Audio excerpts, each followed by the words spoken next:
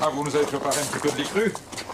Ben, oui, parce que quand nous naissons tous sur la surface de cette terre, les pauvres, les riches, les différentes couleurs, notre premier apprentissage au goût, c'est la goutte de lait.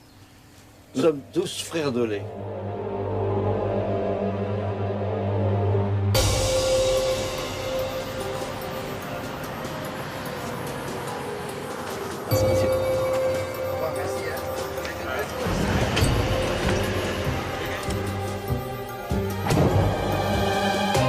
Ah, Tu vas bien? ça va. Putain, tu as changé. Ça va? Ouais, ça va bien. Bon voyage? Ouais, super. Alors, comme je te l'ai dit au téléphone, le mieux, c'est qu'on parte tout de suite. Hein? J'ai loué le camping-car. En Et camping-car. Voilà. Bon, le projet, c'est de faire un tour de France des fromages. Pas tous, évidemment, il y a 1100 variétés. Il y en a aussi à l'étranger, ailleurs en Europe, même aux États-Unis. On ira peut-être y faire un tour. Mais en France, aujourd'hui, il y a une crise dans le fromage, une crise autour du lait cru. Il y a vraiment une polémique. Oui, et je peux te dire qu'elle est virulente. Pour résumer, si tu veux, d'un côté, tu as les grands groupes industriels qui accusent le lait cru d'être mauvais pour la santé, et du coup, ils nous fabriquent des fromages pasteurisés qui n'ont pas de goût, mais qui peuvent rester plusieurs semaines sur les rayons de supermarché. De l'autre côté, tu as les petits producteurs qui veulent conserver le lait cru avec toute leur tradition, le terroir, et surtout un savoir-faire ancestral qui est vraiment toute leur vie. Et aujourd'hui, la grande distribution a fait un mal qu'on ne mesure pas. On s'est fait piéger. Hein. Si elle fait 80% du marché, il y a bien des consommateurs, 80% de la population qui est satisfaite. Ce qui me révolte, c'est qu'on trompe les consommateurs. Si dans ce pays, personne ne bouge, si les consommateurs ne prennent pas la parole, c'est terminé pour le fromage lait cru. On n'a pas compris que notre alimentation et notre mode alimentaire, c'était la sauvegarde de la planète. Mais ça, c'est secret technologique. Si ça vous dérange pas, on ne veut pas... Je vous ai dit que c'était important pour la marque de ne pas en parler. Donc, si vous voulez qu'il y ait des problèmes... Moi, je suis au paradis. Ça fait 40 ans que, tout doucement, sans que personne n'en parle, nous courons à l'industrialisation abusive des productions agricoles en France, et des fromages en particulier. Et si nous n'y prenons garde demain, nous n'aurons plus que les mêmes fromages, dans des emballages chatoyants, avec des formes différentes, avec des noms différents. C'est pas ça le fromage. Le fromage, ce sont des goûts différents. Si on part simplement sur le camembert, autrefois, dans la Manche, en Normandie, il y avait 10, 15, 20 sortes de goûts de camembert différents. Aujourd'hui, on risque d'aller vers un seul goût de camembert, une seule banalisation. Et il faut absolument réagir. Sinon, demain, les fromages français, on n'en parlera plus. Ce que je propose, c'est qu'après ce tour de France, où il aura vu les sujets sur le terrain, on finisse chez vous à Boulogne. D'accord. On pourra faire le point avec votre avis d'expert. D'accord.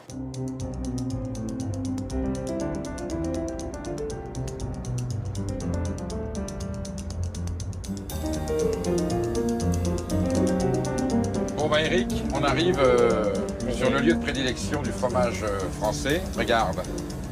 Attends, non mais c'est sûr, là c'est incroyable. Voilà. Ça c'est une photo pour mes amis en Suède. Oui, oui. Tu mets les deux mains sur C2. Ah oui. Sur le C2, là. Voilà. Oui, chef. Voilà, tiens, je te fais une belle photo. On va aller voir plus haut la maison où a vécu Marie Harel, qui fut, on peut pas dire l'inventée, mais enfin, qui fut la première fermière à préparer un fromage qui s'appellera ensuite le camembert. Allez, on va voir le manoir. Voilà le monument historique, d'où tout est parti. En 1791, nous sommes sous la Révolution et il y a des prêtres qui se sont cachés, qui ont dû s'enfuir pour ne pas être persécutés. Un des prêtres qui venait de la Brie avait des amis ici dans la région de Vimoutiers et est venu se réfugier dans cette maison où Marie Harel officiait. Et... Vous avez eu la permission de venir là? Ah, je ne savais pas qu'il en fallait une, monsieur. Ben oui, j'ai jamais eu de souci, je ne savais pas. À on va le faire, c'est pas du tout un problème. Il va pas être très content. Où est-ce qu'on peut le joindre, ce monsieur? Au Var, dans le Var. Dans le Var? C'est le propriétaire de la maison? Oui. C'est juste pour dire l'histoire de Marie Harel, vous connaissez l'histoire mieux que moi? Il n'aime pas tellement les caméras, alors. Il n'aime pas les caméras, mais bon. Parce qu'il y a tellement de trucs qui se passent, alors bon. Oui, je comprends. Ouais. Et pour bien commencer, on va rencontrer un spécimen, François Durand. C'est le tout dernier producteur de camembert qui habite dans le village de Camembert, à faire du camembert fermier au lait cru, c'est-à-dire que le lait qu'il utilise pour ses fromages provient uniquement de son élevage. La marron et blanche comme ça, qui est mouchetée, ça c'est la pure normande. Ok. Vous utilisez le lait de vos vaches, c'est du lait cru? Il est cru. Il reste cru jusqu'au bout ou non? Cru jusqu'au bout, oui. Il est simplement tiédi à 35 degrés, hein, maximum 35 degrés. Il sort à quelle température du pied de la vache? Il sort à 35 degrés. 35, 37, ouais, 35, 37. Donc vous ne le chauffez pas? On ne le chauffe pas. Non, parce que je pense que nous allons découvrir au fur et à mesure de notre pérégrination des entreprises qui vont chauffer, thermiser le lait. Je crois que c'est le terme qu'on utilise, hein, thermiser. Thermiser certaines entreprises et puis carrément pasteuriser pour d'autres. Et pasteuriser. Alors thermiser, ça veut dire qu'on passe 40, 45, 50, 50 pas degrés. 60, oui. 60, on peut 60. La pasteurisation, c'est combien? C'est 72. 72 degrés. Là, il n'y a plus rien. Le lait est mort. Oui. Bon, pas chauffé, pas thermisé, pas pasteurisé, donc du lait cru absolu. Du lait cru absolu. À combien de morts dans votre clientèle depuis que vous faites du fromage? J'espère 0, ben, ouais. Vous n'avez jamais eu d'accident? Non, voilà. non. Et vous allez persister dans cette voie quasiment subversive. Continuez à faire du lait cru. Jusqu'à ce que je termine ma carrière, oui, j'espère. Est-ce qu'on prend le risque de goûter un camembert? J'espère, j'ai pas venu jusqu'ici pour pas goûter. Moi j'ai peur. Bon, il goûte le premier. Ah oui, moi on sait jamais. C'est le grand moment pour moi. Le premier vrai camembert que je vais goûter. Je mange avec le couteau. Comme ça.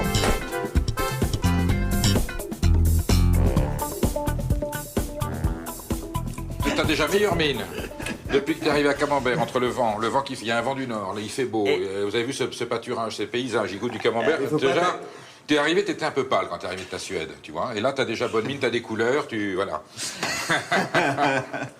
Bon, ben je finis mon petit morceau de camembert et puis on y va.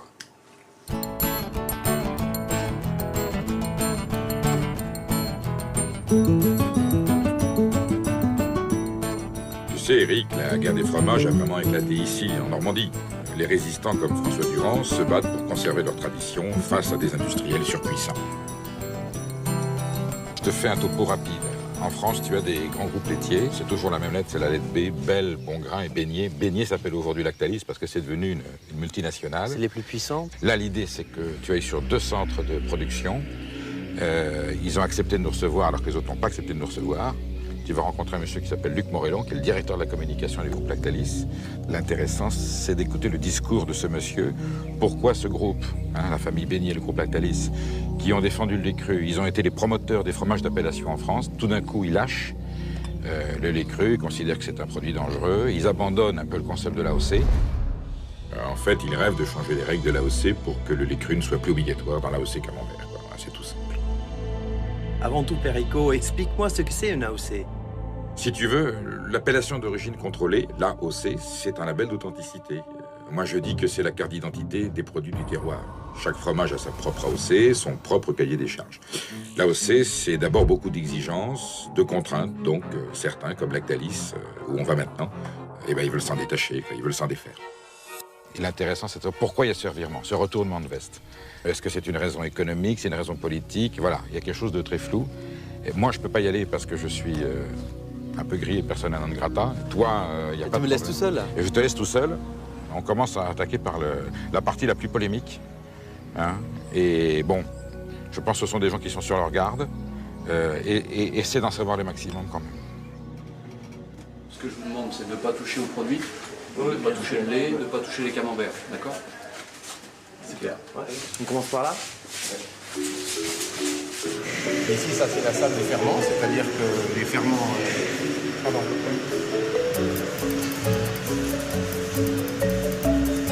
On passe par là? On passe par là.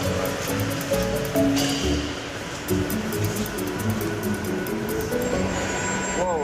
Et là, on arrive au cœur de l'usine, qui est la fabrication du camembert. Tout est automatisé. Il y a combien de personnes qui travaillent en permanence? Je veux dire, sur les machines qui sont comme le monsieur en haut là. Il y a 2 personnes pour le déregulateur. Tout là? 2 personnes. Impressionnant. C'est pas tellement la fabrication qui occupe le personnel. Ce qui est important, c'est tous les contrôles derrière. C'est-à-dire qu'aujourd'hui, il y a moins de monde en fabrication, mais beaucoup plus de monde dans le contrôle, dans le laboratoire, les analyses. Dans les analyses. Si nous, on fabrique à peu près 750 000 tonnes de fromage. Ouais. Et là, par jour, je veux dire, combien de camemberts Aujourd'hui, cette usine a une capacité de 250 000 camemberts par jour. 250 000. Et c'est...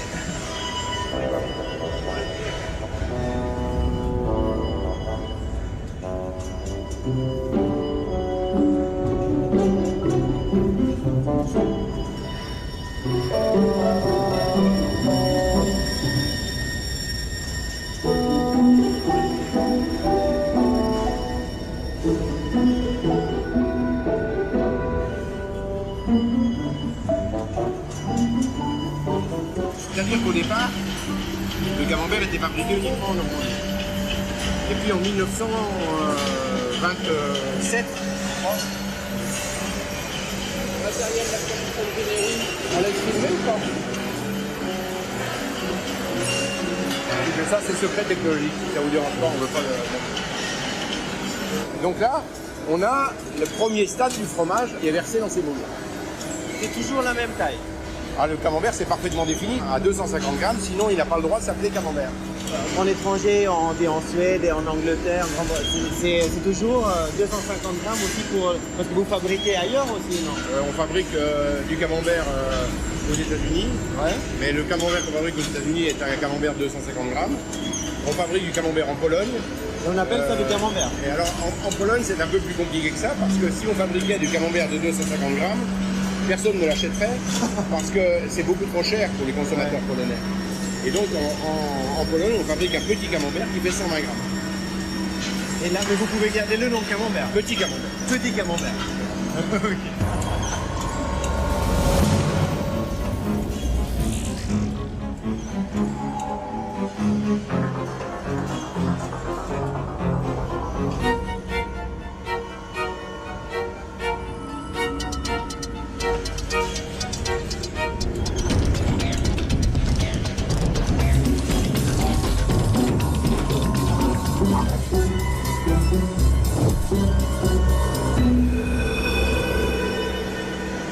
Vous avez 250 grammes, là vous avez 350 grammes. Ça c'est du coulommiers. Ah ok. Vous faites les deux ici. Voilà le coulommiers, on fait les deux. Voilà le camembert, voilà le coulommiers. Vous voyez, il est un peu plus gros. Et c'est, pour que je comprends bien, parce que moi, c'est que dedans et c'est pareil. Ou il y a une différence? Il y a une différence dans les ferments. C'est ce qu'on rajoute pour donner deux goûts. La forme est la même, le taux de matière grasse est le même, mais la différence est dans les ferments. Ok. C'est la recette. Ouais.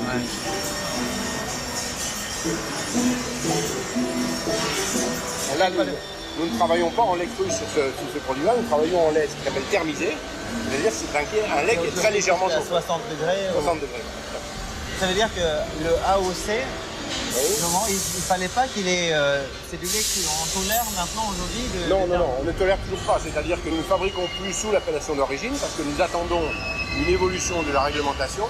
Nous avons demandé qu'il y ait une évolution de la réglementation pour nous autoriser à thermiser. C'est-à-dire qu'aujourd'hui, il est interdit de pratiquer des traitements sur le lait cru. On n'a pas le droit pour obtenir l'appellation d'origine, il est obligatoire que l'appellation d'origine soit fabriquée à partir de lait cru. Ouais. Mais nous avons demandé une évolution de la réglementation pour ne plus avoir l'obligation de travailler avec du lait cru. Lactalis se retire de l'appellation AOC, de l'AOC camembert. Qu'est-ce que ça vous inspire, vous, ce genre de raisonnement? C'est un vrai danger. Je suis pas très content de les voir partir, mais pas très content au sens de la filière. Mais en même temps, il faut qu'ils soient là avec le respect des règles. Quel est le décret d'application exact du camembert normand d'appellation d'origine contrôlée? Le cahier des charges? Oui. Qu'est-ce qu'il faut pour qu'il y ait le mot AOC sur cette Alors voilà, étiquette? donc le lait produit en Normandie, le lait cru, donc pas chauffé à plus de 37 degrés. Oui. Ils défendent l'AOC parce que c'est leur mission, ils défendent l'AOC, mais eux, ils considèrent qu'aujourd'hui, dans le camembert, il est un peu prématuré de supprimer cette obligation du lait cru. Et nous sommes en discussion avec eux justement sur ce sujet en disant, mais attendez, les consommateurs ont évolué, la réglementation a évolué, la technologie a évolué, et donc nous demandons ça. Si l'INAO refuse, on verra ce qu'on fait. Il représente quel pourcentage du marché? 70%, c'est énorme. Ça ne va pas permettre, aux résistants de réaffirmer les valeurs de l'AOC? Ben, je l'espère. Et puis très clairement, ceux qui vont rester dans le camembert de Normandie AOC, ils vont rester au lait cru. Et l'appellation d'origine, c'est aussi la façon de préserver cette recette, continuer à l'utiliser.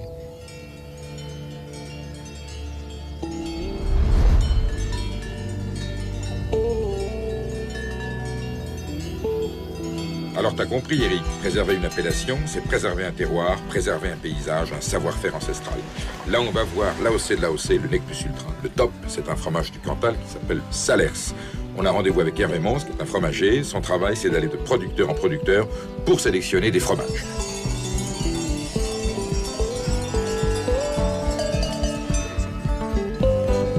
Bah tiens, je vais te présenter Marcel.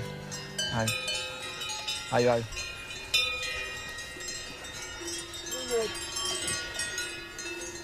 Bonjour. Monsieur, c'est Maquignon? Presque. Ils sont habillés en maquignon. Je suis pas sûr qu'ils repartent avec une vache. Donc tu vois, particularité d'animal.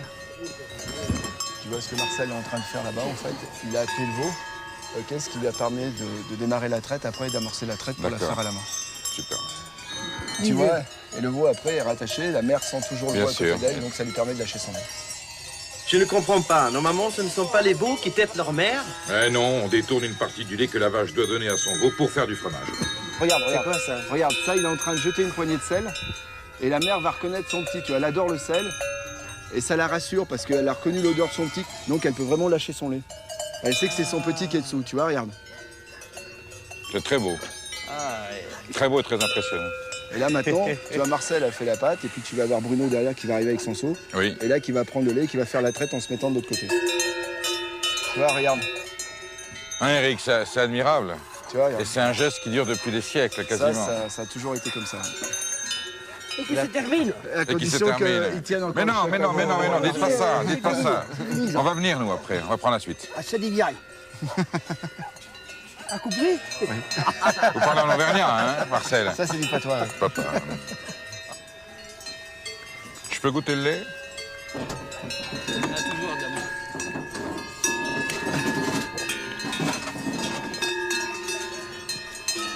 C'est bon.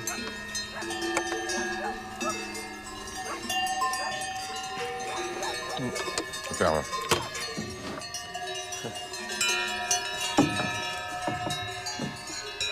Tu vois que les mains sont pas très propres. Ben, c'est ça qui... Tous ces germes-là font participer du fromage. Ça peut choquer, ça peut surprendre. Là-bas! Perico, on a un problème. Ah, le camion est encerclé par les veaux. Alors tu vas voir, C'est là, l'attaque de la diligence, mais version Cantal.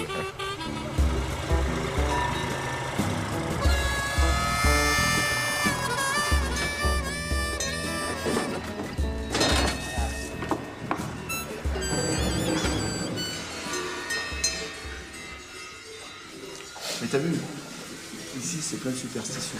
Tu vas voir sur le petit caveau où on a les fromages en attente, t'as encore une croix qui est dans la pierre, et la croix est creuse, et avec le premier lait qu'on obtient, la première crème, le premier beurre que l'on fait, on remplit la croix avec le beurre. Et là c'est notre réserve. C'est pas large, hein? Ah non. Alors tu vois, tu sens un peu l'odeur qu'on a là? Oula, ça sent le lait frais, là. Ouais, tout à fait. Tu vois, là, on est avec des fromages qui sont relativement jeunes. On a ici, à quelque chose près, une semaine et demie de stock. Pour nous, on appelle ça l'AOC de l'AOC. Là, c'est le produit qui rend service à l'AOC parce que le salaire tradition, c'est vraiment celui qui est fait avec de la race salaire, qui est fait au bureau et en germe.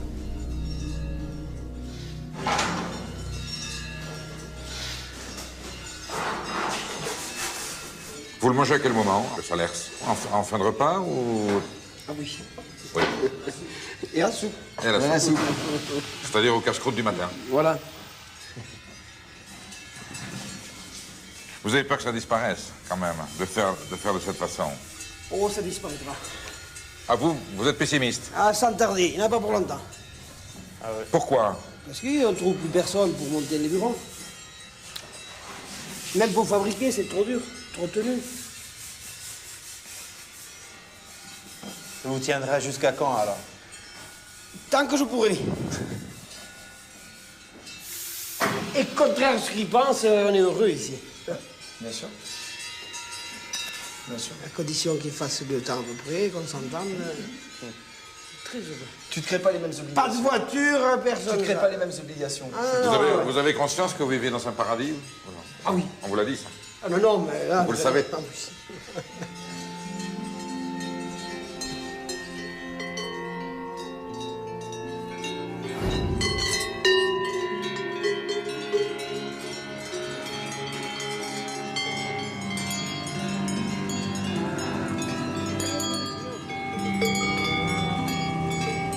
de fromagerie capitale pour que ces gens puissent continuer à exister, à vivre. Mais c'est une chaîne. Si nous on arrête, si eux ils arrêtent, on n'existe pas. Ni l'un ni l'autre, on disparaît tous. Oui, mais celui qui porte le message auprès du consommateur, du travail et de l'art de faire Tout à fait. c'est nous. C'est vrai que nous, on leur amène le revenu. OK? Nous, on n'est pas là, on les paye pas. Alors après, ils ont la possibilité de vendre en direct. Mais quand tu es ici, comment tu trouves le client pour vendre ce que tu as là? Donc cette chaîne, cette filière, elle est incontournable pour qu'économiquement, ça fonctionne. Et quand on parlait un peu de ce qui s'est passé, les systèmes qui ont été les systèmes de grande distribution ont dit « nous, on va flinguer les intermédiaires ». C'est des gens qui vous prennent de l'argent pour rien faire et vous allez voir que vous allez gagner à acheter chez nous parce que nous, il n'y aura pas d'intermédiaire. Bah, tu vois le résultat? Il reste 3 mecs qui font du fromage comme ça dans les montagnes. Voilà le résultat. La Perico, c'est vraiment triste. J'ai l'impression que tous les petits producteurs vont mourir. Ouais, ce qui est sûr, c'est que les industriels et la grande distribution ont pas mal de cadavres dans leur placard. Tu exagères un peu, Perico. Ah, tu crois que j'exagère? Eh bien, tu vas en rencontrer un de cadavre. Et qui plus est, il concerne le fromage français le plus emblématique. Là, on va voir donc Monsieur Le Petit, qui est l'héritier de la famille Le Petit. C'est la mémoire du camembert. C'est l'histoire et la mémoire du camembert. C'est une légende, même. C'est même une légende. Voilà. Je passe devant vous. Allez-y, allez-y, on vous suit. Tu vois, tu as devant toi, dans l'histoire du camembert, un personnage historique. C'est comme un peu un descendant des rois de France, hein, dans ligne directe. Mais je n'en tire aucun mérite, puisque ce sont mes ancêtres qui ont fait tout ça. Ils sont installés à Saint-Pierre-sur-Dive. Après, en continuité, ils s'agrandissent. Ils achètent l'usine de Saint-Maclou, oui, qui est une ferme fromagère. Le Petit est en avance pour tout, là. C'est les premiers à avoir du froid, c'est les premiers à avoir une machine à vapeur, c'est les premiers. Et donc, c'est une usine, ils arrivent rapidement à faire 8 à 10 000 camemberts par jour. Là, vous me parlez de quelle année à peu près? Si vous voulez, Saint-Maclou, la nouvelle usine est inaugurée dans les années 1890. Ah oui, l'usine que vous avez vue.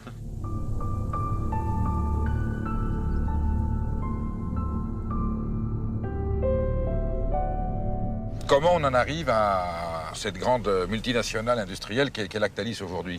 Ce qui concerne ma famille, il s'est passé que quand on est une quarantaine d'héritiers, il y en a un qui est commissaire-priseur, l'autre qui vend des pneus. Monsieur Beignet arrive et...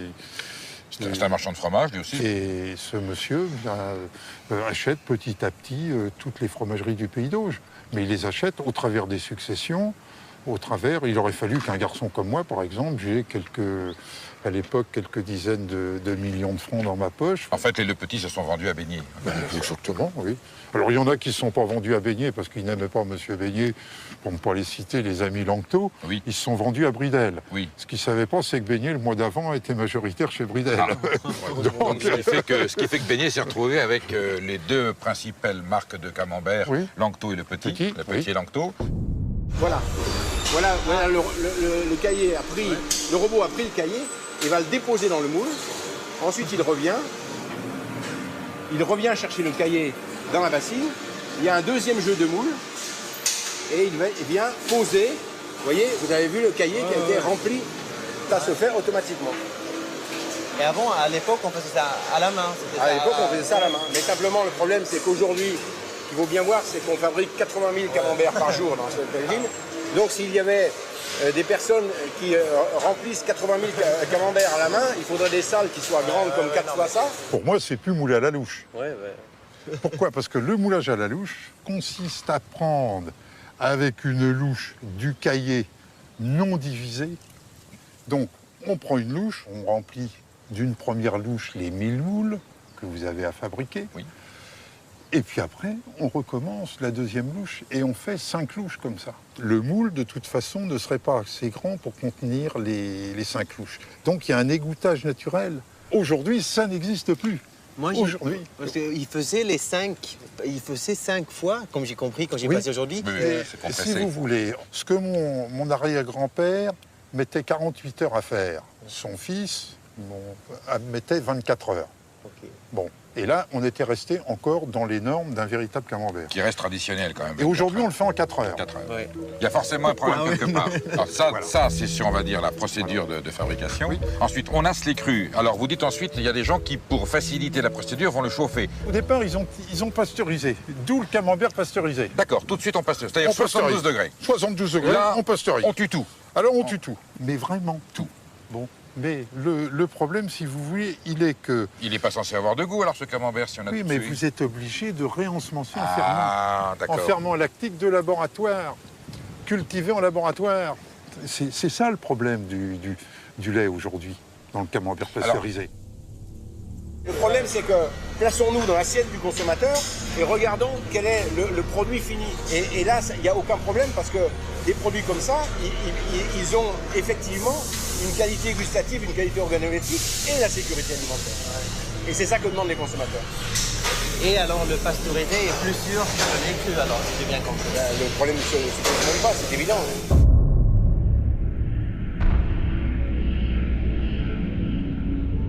Pourquoi des groupes laitiers que nous avons rencontrés, importants, vous êtes au courant comme moi de l'actualité, ils abandonnent le lait cru considérant que c'est du poison.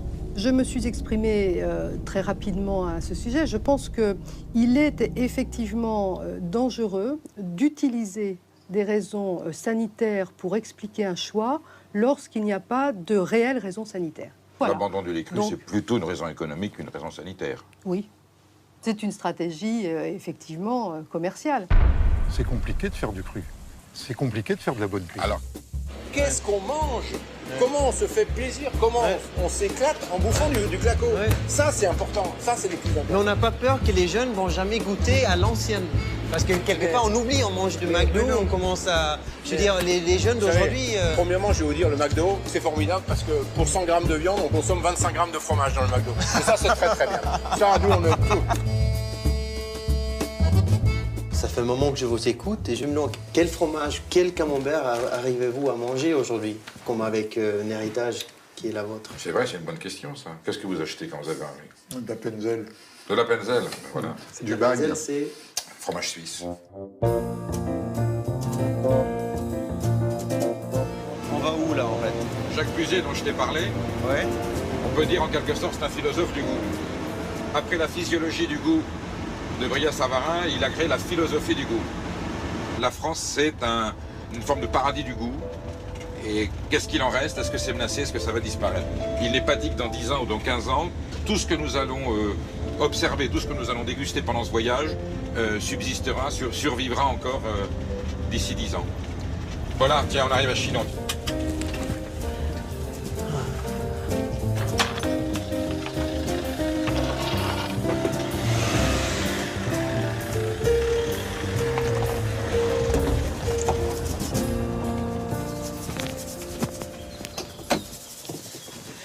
Alors, t'es essoufflé là? C'est pas parce que je suis jeune et sportif que je vais faire mon voyage à pied. Mine-toi parce qu'on n'est pas en avance. Jacques Puiset qui nous attend. Quelle est la bonne définition du lait cru pour vous? Ah ben, la bonne définition, c'est le produit intégral de la traite totale et ininterrompue d'une femelle laitière bien portante, bien nourrie et non surmenée. C'est tout. Une vache heureuse. Une vache heureuse.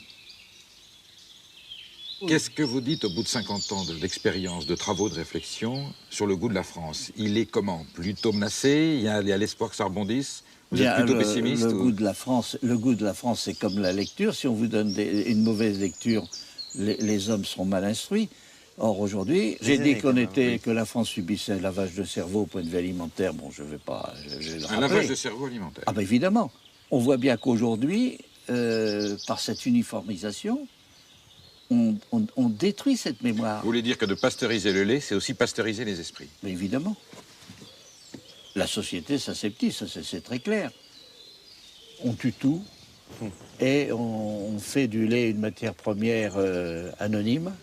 L'enfant qui naît aujourd'hui, il est sûr que quand derrière le mot lait, il ne voit pas forcément une vache. Qu'est-ce que vous pensez des fromages industriels aujourd'hui? Parce que là, on arrive en Normandie, on a vu... Si les vaches pouvaient donner des coups de pied dans tout ça, elles donneraient des coups de pied, parce que c'est pas correct. C'est pas correct.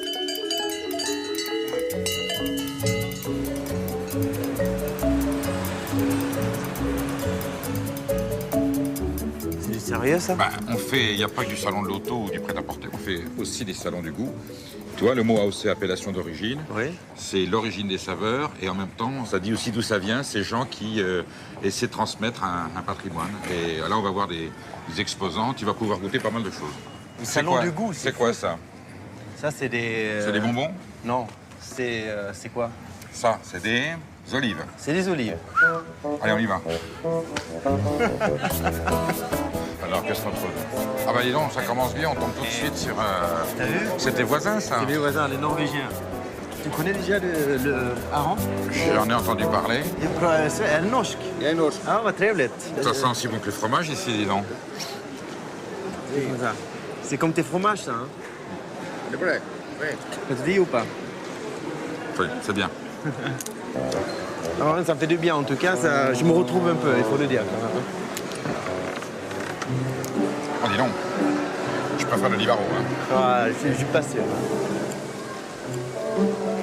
Ça, je crois que c'est Alain Dubois. Mais oui, c'est lui. Alors, Alain Dubois, c'est un des plus grands fromagers français. Il avait 2 boutiques dans Paris. Il s'est retiré parce que là, il fait un élevage de chèvres dans les Cévennes. Il a voulu se retirer. C'est, à mon avis, un des hommes les plus compétents aujourd'hui en matière de polémique et de discussion, de débat sur le fromage. Monsieur Dubois. Monsieur Dubois. Oh, Bérico. Comment allez-vous? Comment tu vas? Content de vous voir. Bonjour, monsieur. Enchanté, Ça va Eric. bien? Oui, très bien. Tu fais un petit tour? Qu'est-ce que vous faites? Bah, tu sais que je m'intéresse toujours au fromage. Hein.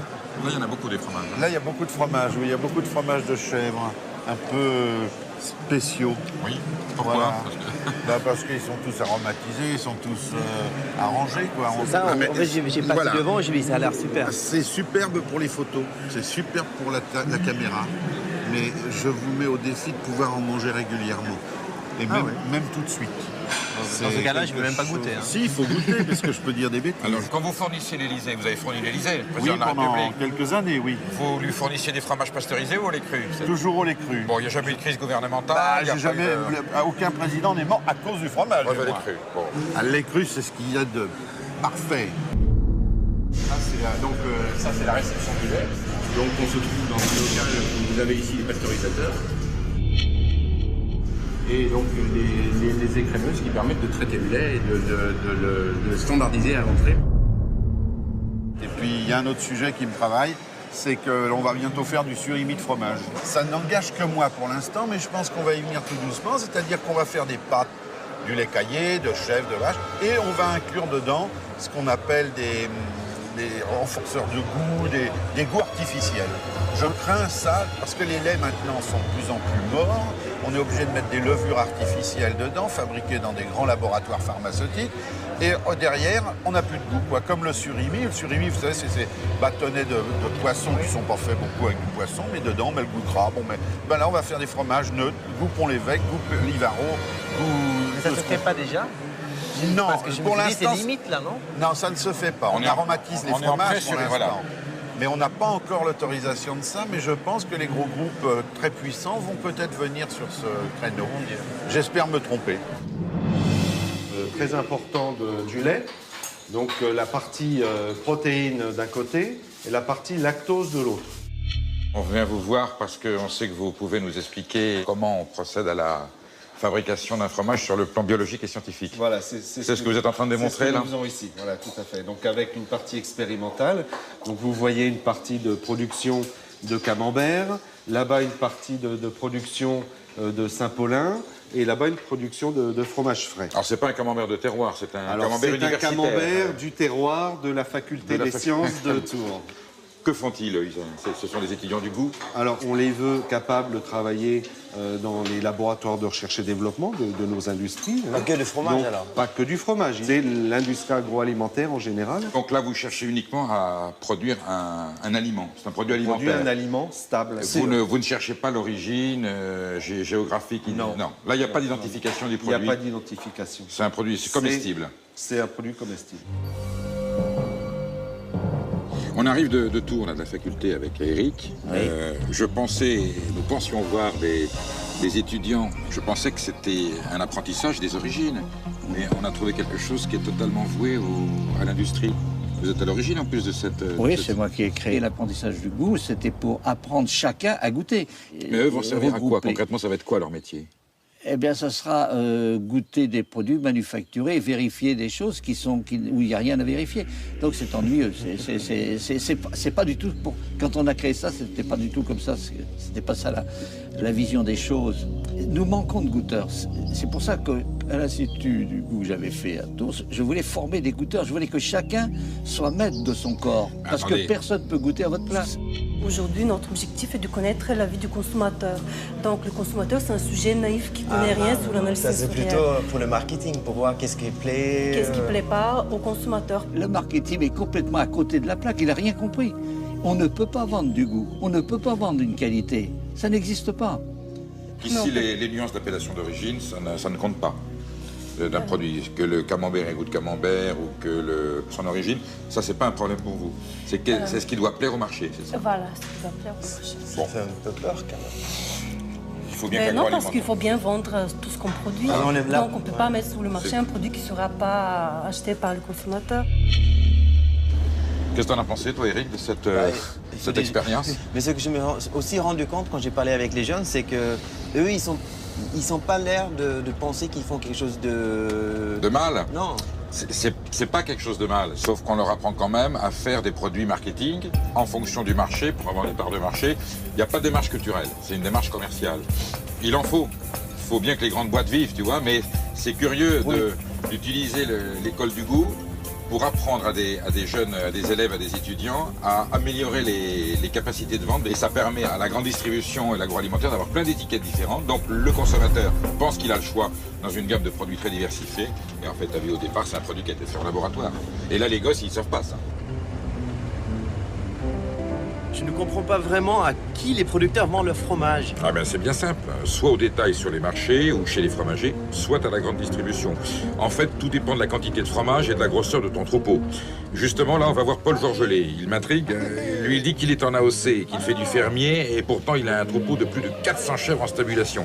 C'est-à-dire que ces animaux restent enfermés toute l'année dans la chèvrerie. Elles ne sortent jamais, les pauvres bêtes. Franchement, je ne sais pas vraiment à quel camp il appartient. C'est pas mignon? Petit cabri. Voilà, 3 semaines. Elle fera du bon lait, elle aussi, elle, oui. Bien sûr. Bonnes origines, bonne sélection. Là, nous sommes en ce moment, nous créons 450 chèvres. 450 chèvres, alors. C'est un gros troupeau. Non, nous sommes dans les grands troupeaux de France. Vous pensez que le concept du fromage fermier est compatible avec un élevage en stabulation? Oui. Oui. Tout simplement, c'est qu'aujourd'hui, l'animal ne sort pas parce que je n'ai pas les terres autour de ma stabulation pour pouvoir mettre ces 450 chèvres en pâture. Alors pourquoi avoir choisi cette dimension d'élevage? Le grand troupeau, c'est pas pour faire plus d'argent, c'est pour se permettre d'avoir une disponibilité de temps. Et je me suis dit, si j'augmente mon troupeau, ça me permettra, ce qui est chose faite, de travailler avec un autre couple, de former une société. Et nous aurons, nous aussi, le droit, je dirais, c'est pas le droit aux vacances, mais c'est le droit à de temps en temps avoir un dimanche soir, un samedi soir. Ce métier, c'est la traite du 1er janvier au 31 décembre, tous les jours et tous les soirs.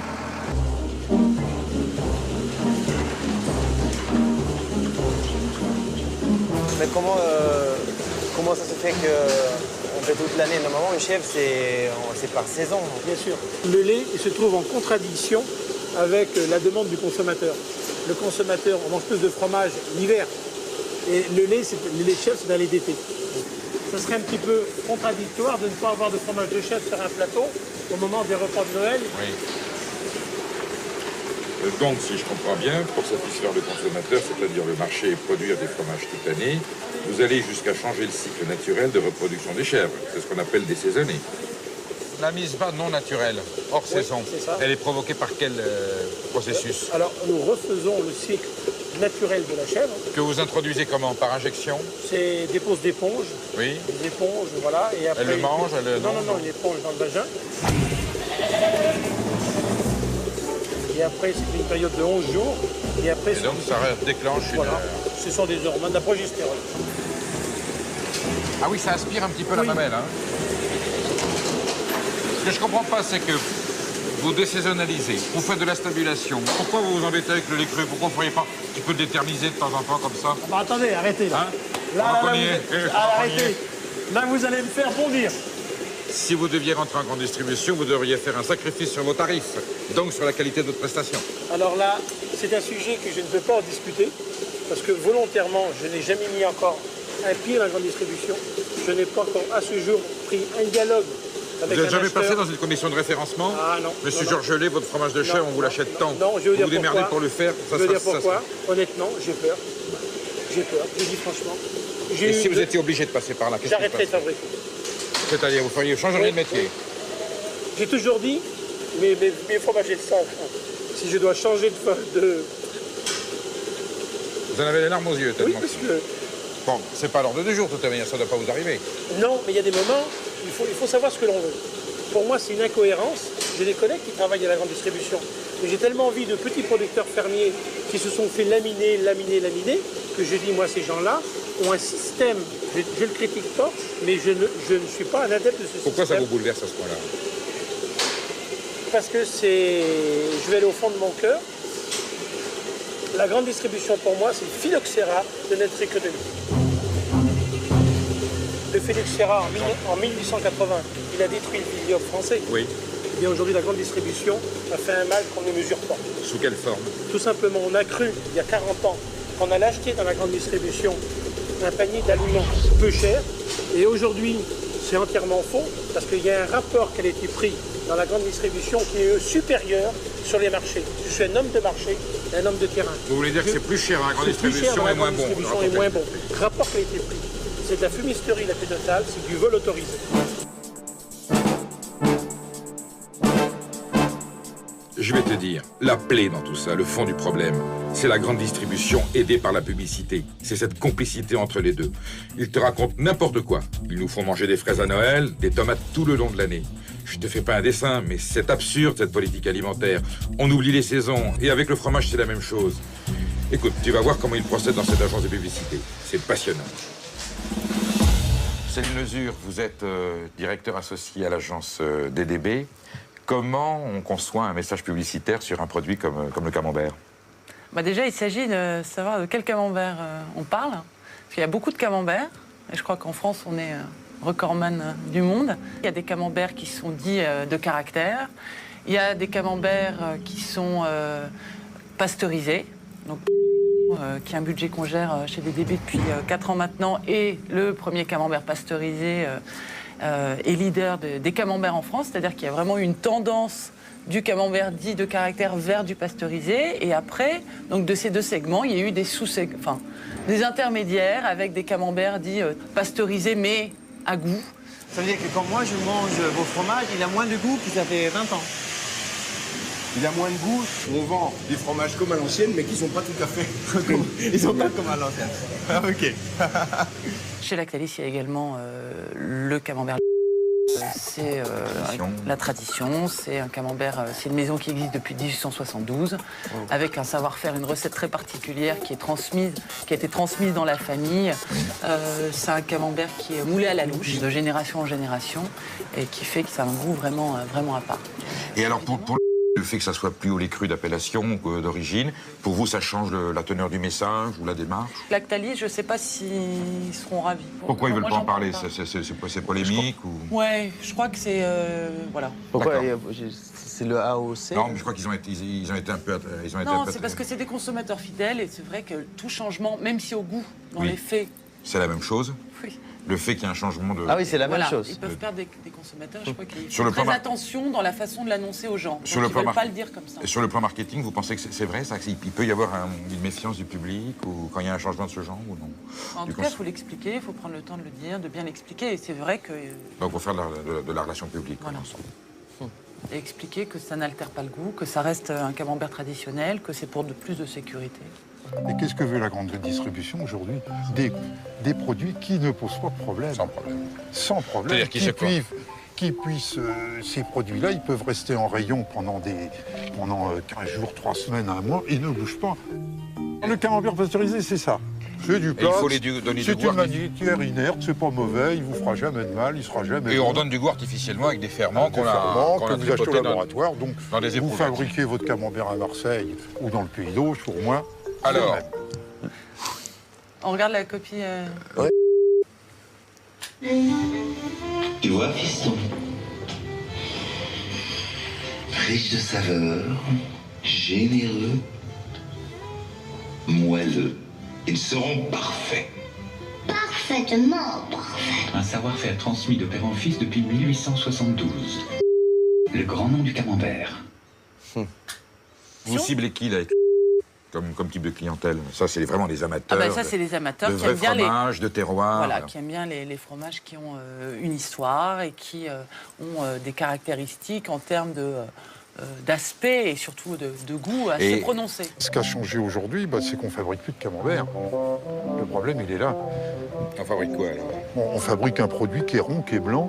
Ah, qui est rond, qui est blanc, et on dit c'est du camembert. Mais ça n'a plus rien à voir avec du camembert. Et c'est important de dire aux consommateurs, voyez, ce là, c'est le même qu'en 1872. C'est quelque chose qui rassure le consommateur. En tout cas, de dire que c'est vraiment la même, c'est la même recette, c'est le même fromage. C'est un goût qui se perpétue et qui sera toujours là. C'est rassurant aussi pour des consommateurs de savoir qu'il y a des produits qui ne changent pas. Il y a des gens qui ont besoin de savoir ça.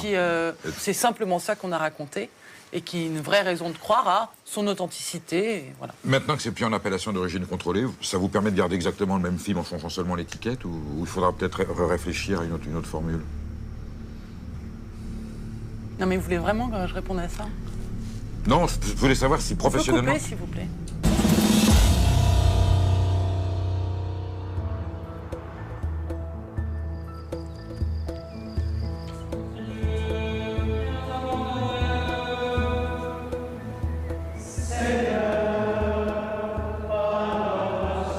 Là, on va dans une abbaye, l'abbaye de Tamier, pour que tu vois à quel point ce que les annonces publicitaires nous racontent, tu sais, chaussée au moine, ça c'est vraiment du fromage industriel. Donc on veut associer cette image du moine qui sont les fondateurs du fromage français, le patrimoine fromager français. Et à Tamier, c'est une des dernières abbayes où tu as vraiment un fromage monastique, élaboré à l'ancienne, évidemment avec du lait cru, et puis tout un tas de procédures et traditions qui sont conformes à ce que les moines faisaient depuis des siècles. Bonjour mon frère, ce serait Nathanaël. Soyez le bienvenu. Merci, on est content d'être arrivé. Oui. Voilà, Vous êtes là-bas au fond. Là. Voilà, au Très fond. bien, merci.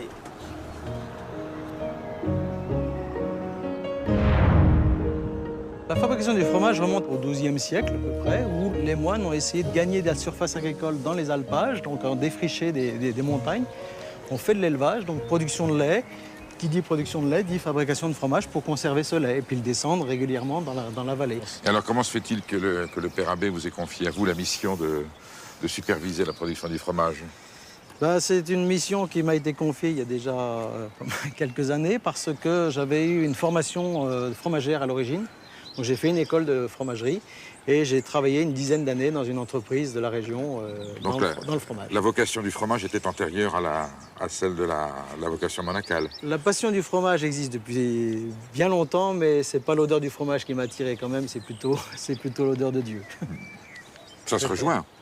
Ça se rejoint. Hein? Ça se rejoint. C'est compatible les heures?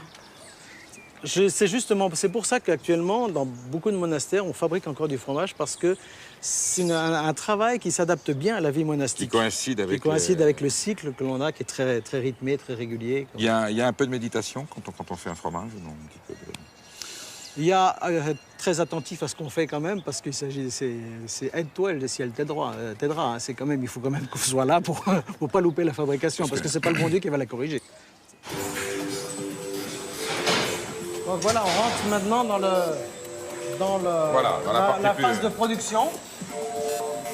Je suis un peu étonné quand même, on dirait, c'est très moderne. Je m'attendais à plus, plus ancien. On est passé dans cette technique-là, c'était pour faire face à un gros problème, c'est qu'on avait de moins en moins de personnel monastique. Donc la communauté était beaucoup plus importante avant et beaucoup plus jeune. Donc on pouvait travailler, on pouvait faire des tâches manuelles de manière plus importante. Et quand on a vu que la rareté des vocations, parce qu'on a quand même moins de vocations qu'avant, il a fallu faire un choix. Soit on arrêtait la production, soit on essayait de mécaniser, de remplacer toutes les tâches manuelles par de la tâche mécanique.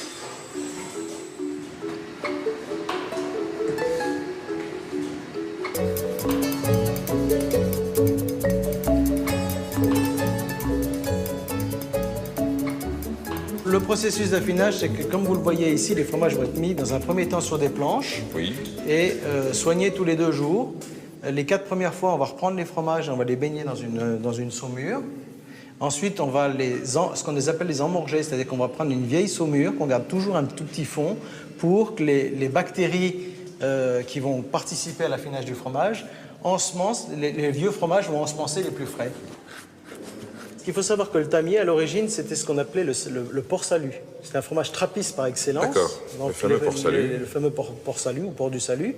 C'est lui qui était à l'origine et qui a évolué à travers les âges pour arriver à un produit qu'on connaît aujourd'hui. Le célèbre port-salut. Ça donne envie d'en goûter quand on voit ça. Eh bien, on va y aller tout de suite.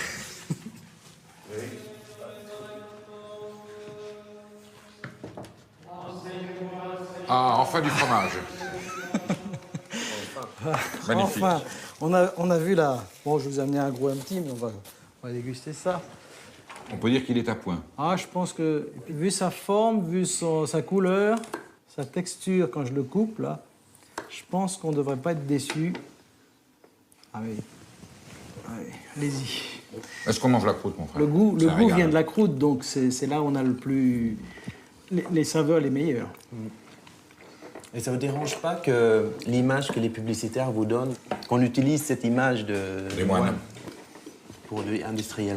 J'en vois pas beaucoup, mais le peu que je vois, de temps en temps, elle m'amuse beaucoup. Quand on le prend au second degré... Avec la tonsure. En plus, vous avez vu, ils sont assez bien portants dans les pubs. Hein. C'est des moines assez gras. Il y a quand même quelque chose de caractéristique, c'est qu'à chaque fois que vous voyez un moine sur un papier d'emballage, c'est forcément quelque chose qui est un peu tendancieux ou récupérateur. Autrement dit, l'étiquette ne fait pas le fromage. Voilà. Vous le dégustez avec quel type de vin, si on reste sur des crus régionaux? Une mondeuse, plutôt un blanc là-dessus, non, peut-être? Moi, je préférais plutôt un blanc Saint-Joseph ou un truc comme ça. Ah oui, vous allez sur la vallée du Rhône. Oui. Bon, Ah, mais vous êtes un moine voyageur, alors. Non. Vous sortez de la paroisse. Un moine qui aime bien aussi les bonnes choses et aussi le bon vin. Tant qu'on est dans les Alpes, allez, on va faire un petit détour par l'Italie.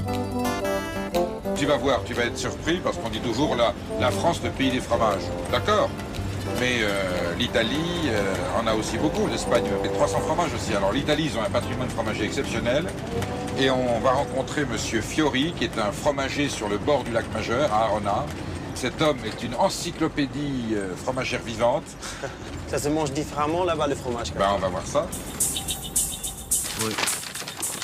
Voilà, nous sommes ici. C'est 8 heures, 8-9 heures de route? 8 heures.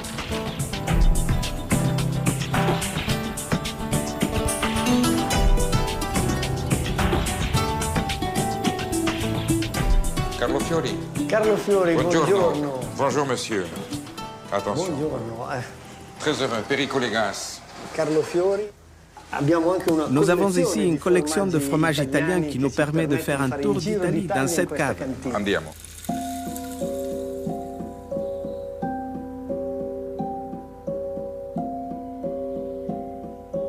Ici, c'est l'avenue du Parmesan, j'ai compris. Ah, ça, c'est l'avenue du... C'est bien sorti, hein.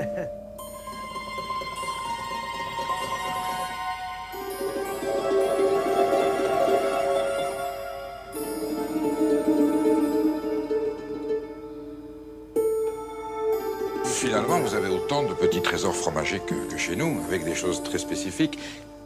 Pour parler de votre métier, le fromager italien, dans sa démarche commerciale pour vendre ses produits, ça se passe comme en France? Il y a des fromagers partout? In Italia abbiamo un vissuto del formaggio molto diverso. En Italie, nous avons une histoire du fromage très différente de la vôtre, les Français.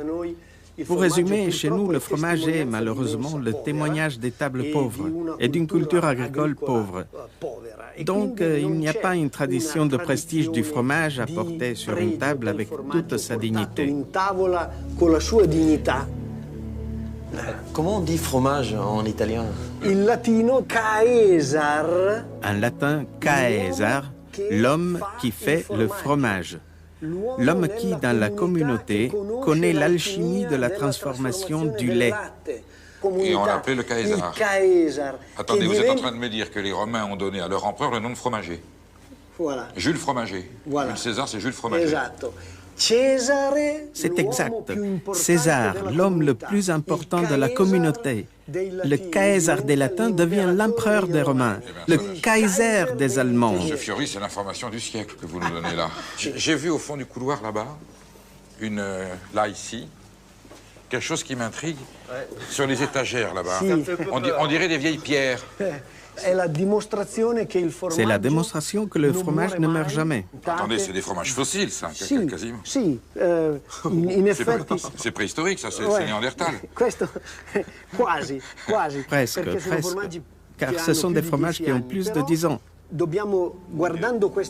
En regardant ces fromages, on doit se rappeler que nos ancêtres ont traversé et colonisé l'Europe avec des bouts de fromage comme ceci. Il ne faut pas oublier que le fromage est la plus ancienne méthode de conservation du lait.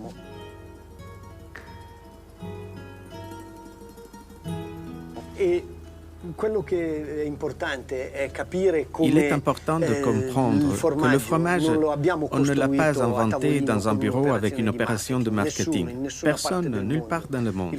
Le fromage n'est pas une invention. Le téléphone est une invention. L'avion est une invention. Le fromage est une découverte qui a permis à l'homme de se transformer de chasseur nomade, qui se procurait sa nourriture en tuant des animaux, en un gestionnaire de ressources. Et là, on a la plus ancienne usine de fabrication de fromage au monde, l'estomac d'un animal.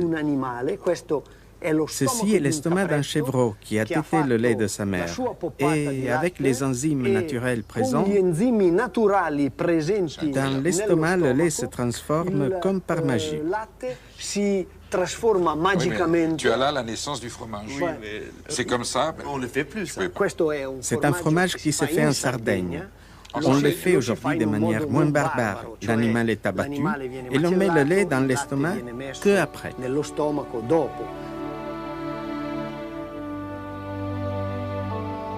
Alors attendez, est-ce qu'en Italie vous avez aussi une polémique ou des réticences sur le lait cru? Vous personnellement, qu'est-ce que vous pensez du lait cru? Quand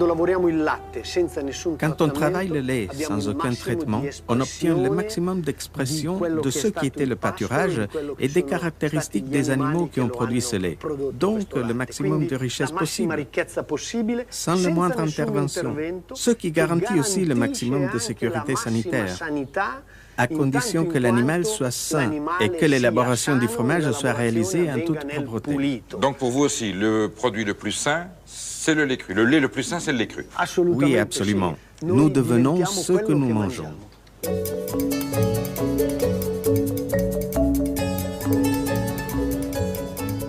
Allez, direction Poligny, dans le Jura. Je t'emmène à l'INRA. L'INRA, c'est l'Institut national de la recherche agronomique. Nous allons y rencontrer 3 scientifiques qui ont fait une découverte surprenante sur les bienfaits du lait cru pour les malades sous antibiotiques. Ils vont nous expliquer tout ça. Vous avez dans ces cuves, ces cuves de 100 litres, nous avons fabriqué des fromages soit au lait cru dans une cuve, soit au lait pasteurisé. Et ce matériel nous permet ensuite de faire des fromages dans des conditions rigoureusement identiques. Et ces fromages ensuite ont servi à alimenter des volontaires qui avaient consommé des antibiotiques.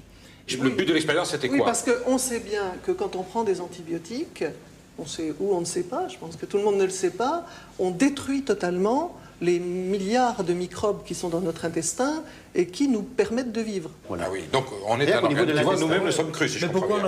Nous sommes extrêmement crus. Vous êtes un sac à bactéries. Pourquoi on a si peur des bactéries? Un bouillon de culture. Un bouillon de culture. Quand même, ce qui est important et qui n'avait jamais été montré, c'est que la seule consommation de fromage, en général, et pas seulement des yogourts qu'on nous vend habituellement pour ça, était parfaitement capable, justement, de protéger l'individu contre les effets pervers de l'antibiotique. Alors donc vous inciteriez plutôt les patients sous traitement antibiotique à consommer des produits au lait cru. En tout cas, c'est tout ce qu'on peut dire, c'est qu'on ne peut absolument pas leur déconseiller, et au contraire, pendant une prise d'antibiotiques, on peut manger plus de fromage que d'habitude et ça sera bénéfique. Attendez. Moi, je pensais que vous alliez me dire, vous êtes malade après les antibiotiques, surtout pas de lait cru, ça serait dramatique. Et vous êtes en train de me dire le contraire.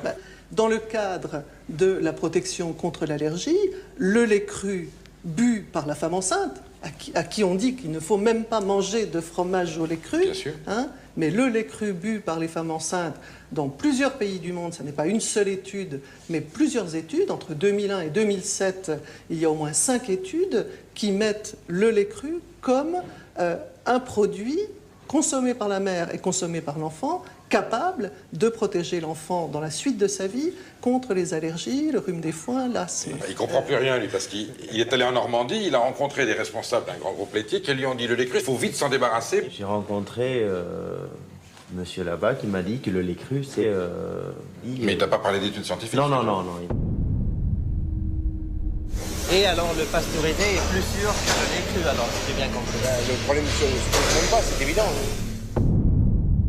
Je voudrais bien insister sur le fait qu'on raconte plein de choses. On voit dans les publicités énormément de choses sur les avantages santé de tel ou tel produit. Il y en a qui vous font baisser le cholestérol, d'autres qui vous mettent en forme, etc. Il faut bien se dire que les 9 fois sur 10, peut-être 99 fois sur 100, cela repose sur un assemblage de données partielles, alors que je crois que tout ce qu'on a raconté là repose sur vraiment des méthodologies scientifiques bien conduites. Ce qui est curieux, c'est que ces choses qui ont une vérité scientifique ne sont absolument pas disséminées dans le grand public, pas diffusées, alors que celles qui n'en ont pas le sont, et on a ça dans sa télé tous les jours. France Inter, il est 7h.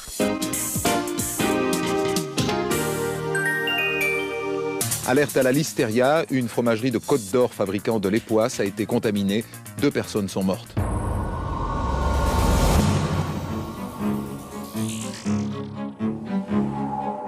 Attention, si vous avez dans votre frigo un époisse en provenance de Côte d'Or portant l'étiquette fromager d'Armançon, il se peut que ce fromage soit infecté par la listeria et l'affaire est très sérieuse. Selon les services vétérinaires, ce sont les conditions de fabrication du fromage qui ont provoqué le développement de la bactérie. C'est une bactérie qui se développe facilement à 4 degrés, à une température où d'autres bactéries disparaissent. Donc quand vous mettez un aliment contaminé au réfrigérateur, eh bien la bactérie se multiplie dedans. Et quand vous avez beaucoup de bactéries, eh bien, vous avez plus de chances de faire une infection. On a appris aujourd'hui que 2 personnes, dont un bébé, sont décédées des suites d'une listériose provoquée par ces fromages. Ce qui s'est passé ici, c'est, j'allais dire, la consécration de tout ce qu'on veut expliquer. Jean Berthaud, il a 1000 choses merveilleuses à raconter, et tragiques à la fois. L'histoire a fait que le hasard a démarré avec un problème sur un fromage qui n'était pas de l'époisse, mais qui usurpait et utilisait le mot époisse. C'était ça la vérité. Et il y a eu un grave accident avec ça. Donc ça a commencé avec ça, en 99. Et après, ça s'est étendu à tous les fromages. Mais c'est un accident, mais l'époisse, pour tout le monde, c'est Berthaud.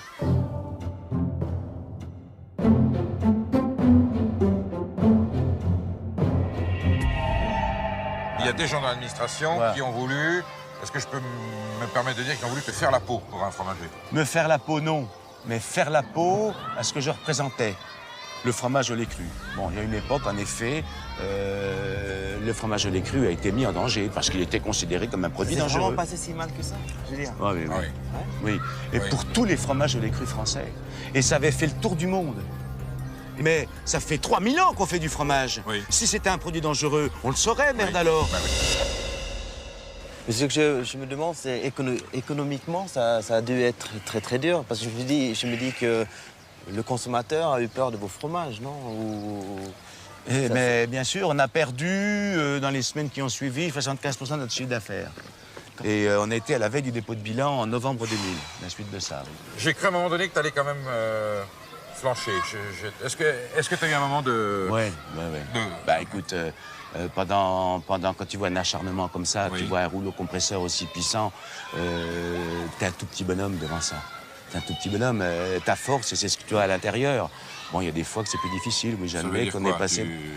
Bah, j'ose pas, je veux pas en parler. Je veux pas dire par où je suis passé, ma famille, mes collaborateurs qui ont eu un rôle exceptionnel. Tu veux dire qu'à un moment donné, on peut même penser au suicide éventuellement? Mais je veux pas parler de ça.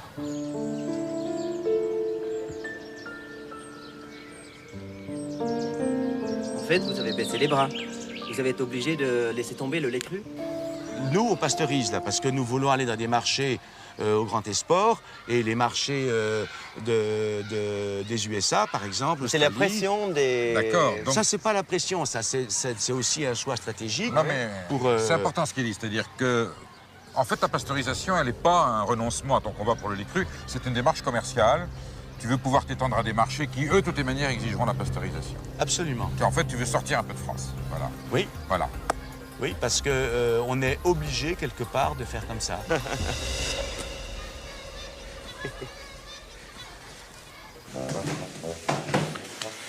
Bon, on y va. Allez.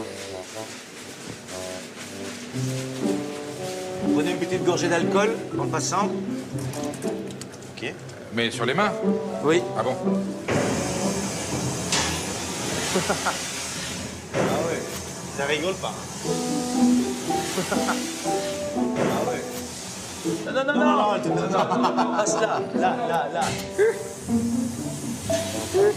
Ça chatouille quand même. Voilà. C'est ridicule.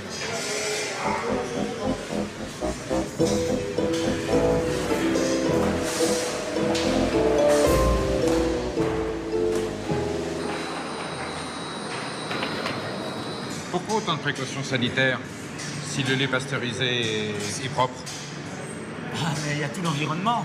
Donc le lait pasteurisé est plus fragile, évidemment. Mais évidemment, un environnement qui est hyper protégé comme ça, il suffit qu'il y ait un intrant non maîtrisé pour que ce soit dangereux.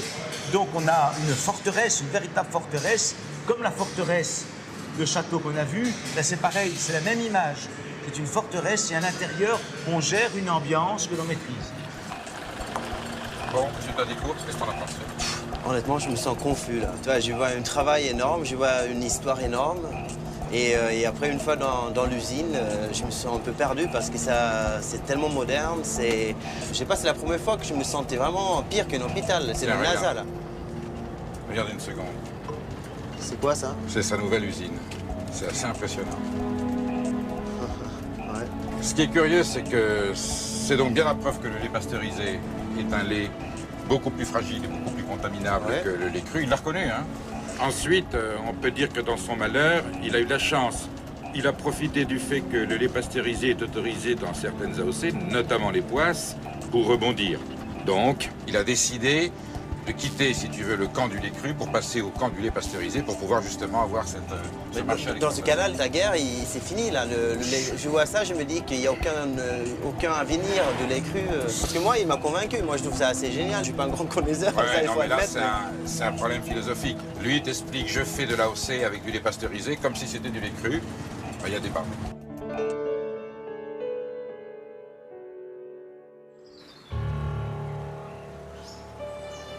Écoute Eric, puisque Berthaud semble t'avoir convaincu, moi je veux bien, mais on va aller voir un autre producteur qui, lui, n'a pas changé de camp. Il continue de produire dans la plus pure tradition et tu vas voir, ça n'a aucun rapport. Là, ce qui est dur, là, c'est coupé en deux.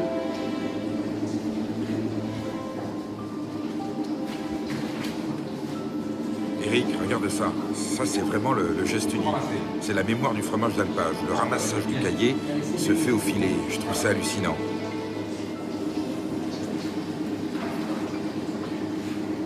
C'était la tradition autrefois et ça ne se fait pratiquement plus.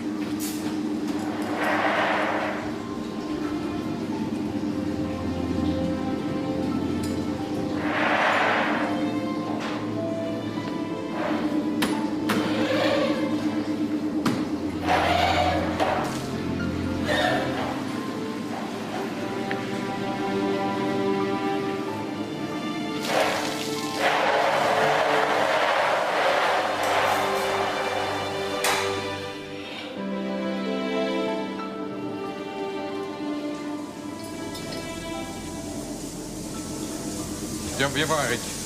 Regarde, c'est une œuvre d'art. La caractéristique du Beaufort, c'est d'avoir justement une forme concave, donc un moule convexe. Quel est le bois, la pierre? C'est du frêne. Du frêne.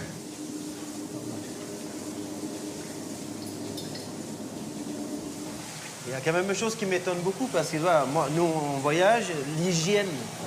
Là, on travaille sans bonnet, on travaille Comment ça s'explique? En fait, il faudra que le Beaufort, pour pouvoir être réussi, il faudra qu'il s'acidifie. Et pour s'acidifier, il faut des germes, d'accord? Je répète bien, des germes pas pathogènes. Bien sûr. Et on a eu le droit par dérogation, aux moules en bois. Et dans ces moules en bois qui sont que ébouillantés, justement, eh bien, on garde tous ces ferments. Il y a une flore. Il y a une flore. Donc c'est très important de ne pas tuer tout ça. Parce que passé un moment, avec la création de l'Europe, on a voulu un petit peu banaliser les produits. Tout aseptiser. Aseptiser et donc surtout pasteuriser le lait.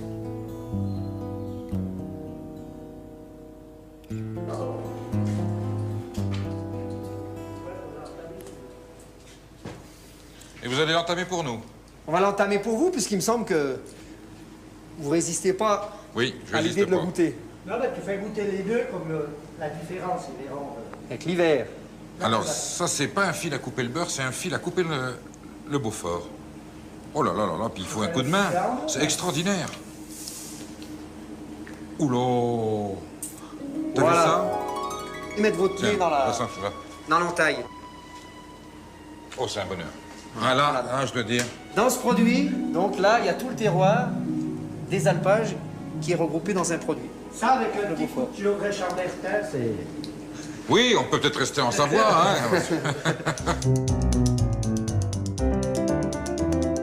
Bon, t'as compris, hein, le Beaufort fait partie de la catégorie des fromages de montagne à pâte cuite, exactement comme le comté où nous allons maintenant.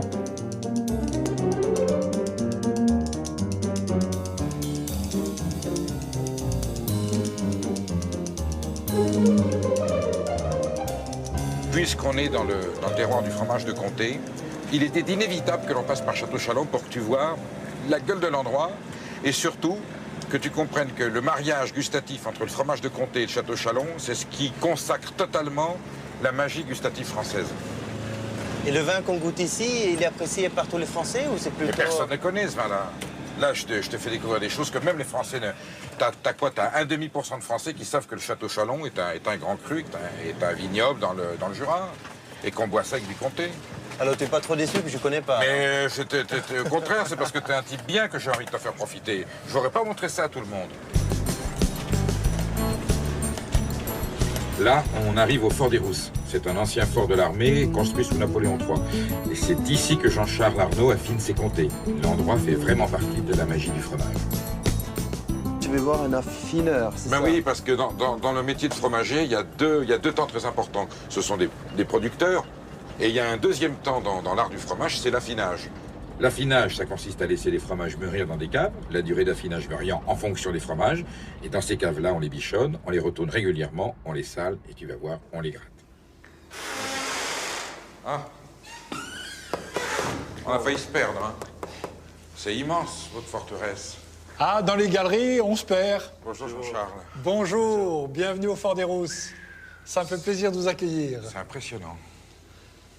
Ah, j'ai jamais vu ça. Mon Dieu. Les anciens étaient des bâtisseurs d'exception. 214 mètres de longueur sur cette galerie et des kilomètres dans le Fort des Rousses. Et combien de galeries comme ça? Honnêtement, on ne les connaît pas toutes, mais au moins 50 000 mètres carrés, au moins. Et combien vous en exploitez? 10% pour l'instant, pas encore beaucoup plus. Alors, ça veut quand même dire 55 000 fromages. Ça veut dire quand même aujourd'hui 1,5 km au moins de cave, plus que ça, même 2 km de cave ici, comme ça. Pleine de fromage, oui. Ça suppose un investissement assez conséquent. Très conséquent. Très conséquent. De quelle ampleur? Plus de 10 millions d'euros. Ah oui. Très conséquent. Il faut en vendre du comté pour amortir ça. Oui. Si je finis ma carrière avec un niveau d'endettement pas trop élevé, ça sera bien. Est-ce que vous pourriez nous expliquer en quoi consiste l'affinage d'un comté? Alors, affiner, c'est rendre fin, au sens littéral. Mais fin la texture, et tout à l'heure, on va les toucher, on va les goûter, et c'est rendre fin le goût. Et ça va prendre 18 mois, 20 mois, 24 mois.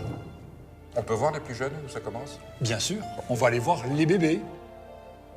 C'est un peu la couleur comme, comment ça s'appelle, les pissenlits. Les pissenlits qu'on voit dans les prairies du Jura. C'est vrai qu'à cette saison, on l'appelle fromage blanc, mais on devrait presque dire fromage jaune, parce que les pissenlits, comme toutes les fleurs qui vont se succéder à partir de maintenant, elles sont déjà dans le fromage.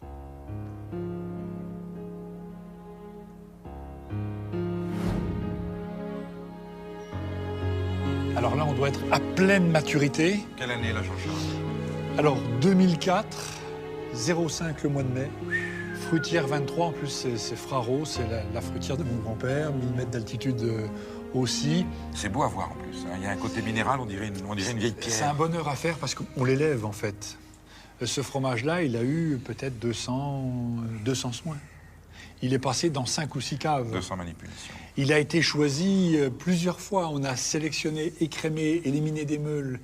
On a dit oui, celui-ci, on peut peut-être prendre le risque de l'emmener encore un peu plus loin. Et c'est vrai, quand on dit le mot meule... Donc on vit 3 ans avec lui. Ça quoi. ressemble à une meule, vraiment. On dirait vraiment une meule de pierre. Absolument.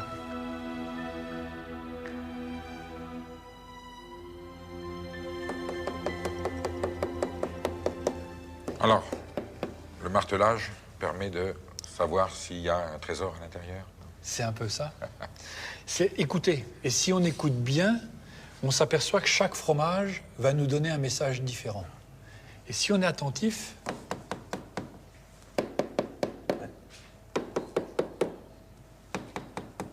Si le son est beaucoup plus clair, ça peut être présence d'un petit trou ou d'un petit bec de lainure. Et tout ça, le fromage, il va nous le dire. À nous d'être capables, effectivement, donc de l'entendre. Bien, un bon chef de cave ici, c'est déjà un homme qui a une oreille. Et après mon écoute, je vais vous faire goûter. Il y a une raison que vous avez choisi celui-là et pas l'autre? Oui, il y en a même plusieurs. Là, j'ai une percussion très homogène. C'est mat, mais en même temps, on peut penser qu'on a une texture qui est... Alors nous, on dit protéolysée. Hein, ça veut dire une texture très fine. C'est comme un carottage sur la calotte glaciaire. Ouais, pour savoir. Très jolie couleur. Ouais. Voilà, alors on est déjà en fin d'affinage. Et là, si c'était plus là, vous pouvez l'écraser.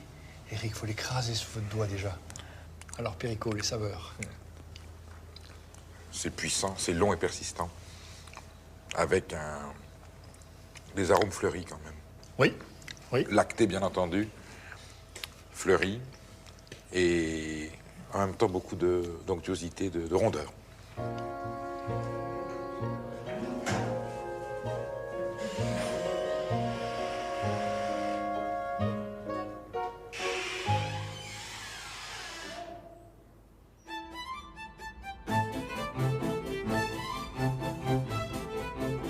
Tu te souviens, la couleur des comtés dans les caves de Jean-Charles Arnaud, cette petite teinte jaunâtre, eh ben, elle vient des fleurs que tu vois ici. Ce qu'on appelle la flore du fromage, qui est, j'allais dire, la totalité de la vie bactérienne. C'est bien qu'on utilise le mot flore parce que ça vient du mot fleur. C'est l'ensemble de ces propriétés botaniques, hein, végétales, qui vont se retrouver dans la flore du fromage, qui va lui donner son goût.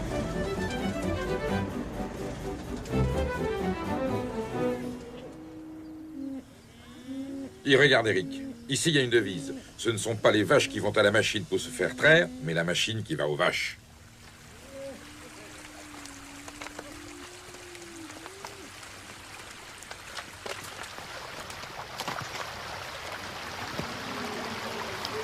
Vous suivez un peu la floraison? Ah, tout à fait, oui. C'est pas la même flore à chaque fois quand Donc chaque fois, c'est une flore neuve. Une flore neuve.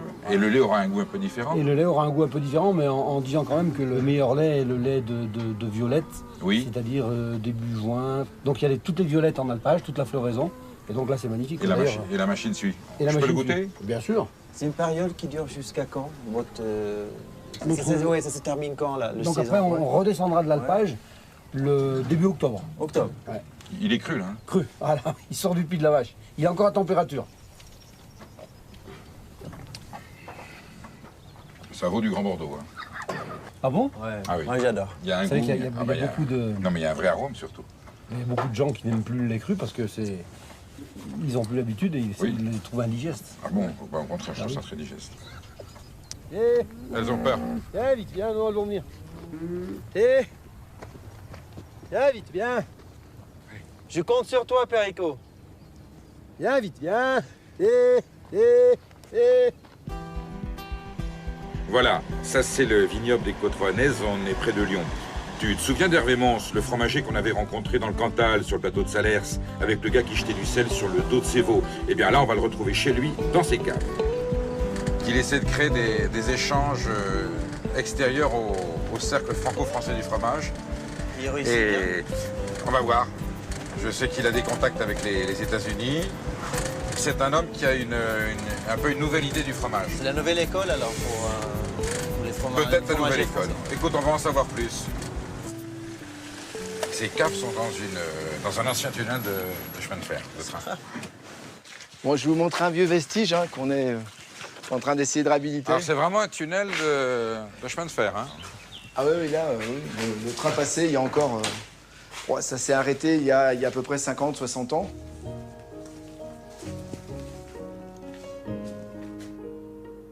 J'ai jamais vu autant de Saint-Nectaire comme ça. Et ça, c'est pour tester l'humidité, c'est ça? Alors, si tu préfères, ces Saint-Nectaire fermiers-là sont ici, on teste, parce qu'en fait, on est vraiment en train d'essayer d'étudier au maximum les conditions idéales d'affinage dans ce tunnel. Mais avant de valider puis d'investir dans le tunnel, on a voulu mettre en test pratiquement toutes les familles de fromages. Aujourd'hui, cette cave a été prise avec une option incroyable, c'est qu'on se développe beaucoup sur l'export, pas mal sur le marché américain. Le marché américain, aujourd'hui, quelque part, nous restreint dans la gamme de produits puisqu'on est obligé d'être sur des fromages à pâte dure avec plus de 60 jours d'affinage. Notre réglementation, mais ça peut évoluer un jour. Tout à fait, mais bon, aujourd'hui, on en est là. Si tout est concluant, la totalité du tunnel sera remplie de fromage un jour. Oui, donc le tunnel va être pratiquement en stock pour 180, 200 tonnes de fromage qui seront dédiées pratiquement qu'à ce marché-là. Je suppose que tout se passe pas ici. Non, bien sûr, puisque là, maintenant, on a l'atelier où là, les choses sont faites pour être organisées, gérer de l'expédition. Vous affinez combien de fromages? Aujourd'hui, ici, on a une gamme complète qui est entre 130 et 250 fromages différents. Et combien de ces fromages sont exportés ailleurs? Alors maintenant, aujourd'hui, ça commence à représenter une part importante puisque l'export représente 60% à peu près de l'activité de la maison. Le goût du marché français est le même que le goût des grands marchés étrangers où il y a encore une spécificité du goût français? Je dirais qu'il y a une chose qui est un peu triste, c'est qu'en France, aujourd'hui, les gens qui prennent le temps de consacrer un peu de leur budget pour bien manger sont très rares. Et c'est pas forcément le fromage qu'on est le premier bénéficiaire. Non. Par contre, je pense qu'on peut rebondir. C'est-à-dire, qu'est-ce qui se passe aujourd'hui? On se rend compte que plus aucun ménage ne fait la cuisine chez soi. Tout le monde sort, les gens ont besoin d'aller au restaurant, achètent des plats tout prêts. Le fromage a encore cette aubaine, c'est un produit fini, qui ne demande pas à être cuisiné. Le bon fromage, c'est cher. Est-ce qu'on peut voir un jour les prix du fromage évoluer ou ça sera toujours un produit qui commence à devenir de plus en plus luxueux? Alors moi, je suis pas d'accord pour vous dire que le fromage est cher. Ça, c'est clair et là-dessus, j'ai comme mes convictions. Aujourd'hui, c'est la protéine alimentaire la moins chère du marché. Okay. Est-ce qu'il y a d'autres pays, voire des pays lointains, où on sent qu'il y a une naissance de la passion du fromage? On vit aujourd'hui chez nous un lobby qui est de tout aseptiser et de vouloir tout maîtriser. Oui. Et de l'autre côté, outre-Atlantique, on est en train d'inverser une tendance, mais à 100%. C'est-à-dire outre-Atlantique? C'est-à-dire que je parle des États-Unis. Ah oui, carrément. Et je parle aujourd'hui où il y a une tendance qui s'appelle l'organic food. Ils sont orientés sur une gamme de produits qui est terroir. Et on est en train de réinstaurer sur certains producteurs des fabrications au lait cru aux États-Unis. Et alors donc aux États-Unis, il y aurait déjà des résistants du goût? Oui, il y a des super résistants. Mais de fromage au lait cru? Ah oui, tout à fait. Ah, j'aimerais bien voir ça, parce qu'en France, on est à 100 lieues de penser qu'aux États-Unis, le pays du tout aseptisé, on puisse produire de vrais bons fromages au lait cru. Écoute, moi, je peux pas y aller, mais toi, Eric, tu vas aux Amériques.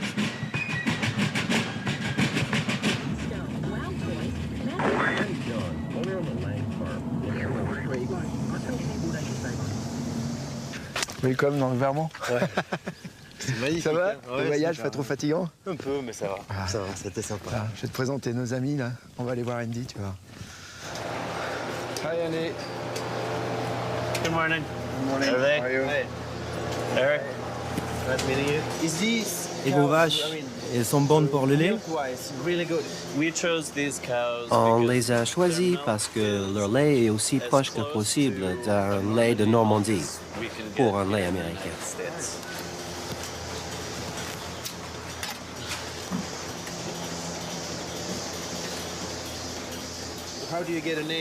Comment vous appelez vos vaches? Eh bien, la première année, on a décidé de nommer toutes nos vaches en prenant des noms de membres de notre famille. Celle-ci, c'est la première vache née à la ferme. On l'a appelée du nom de ma grand-mère Audrey.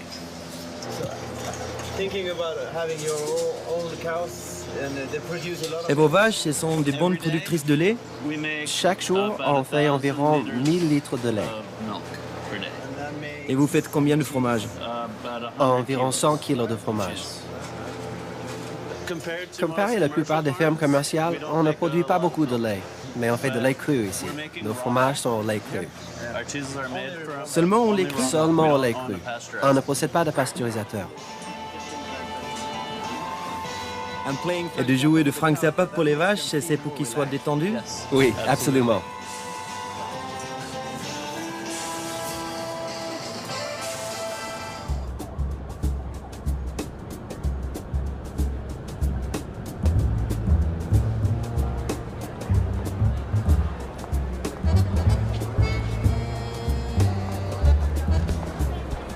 Ça, c'est une vraie révolution. Si les Américains se mettent à faire du fromage au lait cru, ils feraient peut-être un jour comme pour le vin. Ils vendront leur fromage en Europe.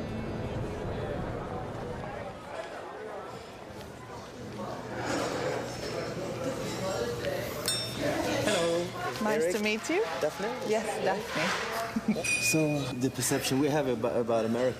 L'idée qu'on a des Américains, c'est qu'ils ne mangent pas très bien, qu'ils ne connaissent pas grand-chose au fromage.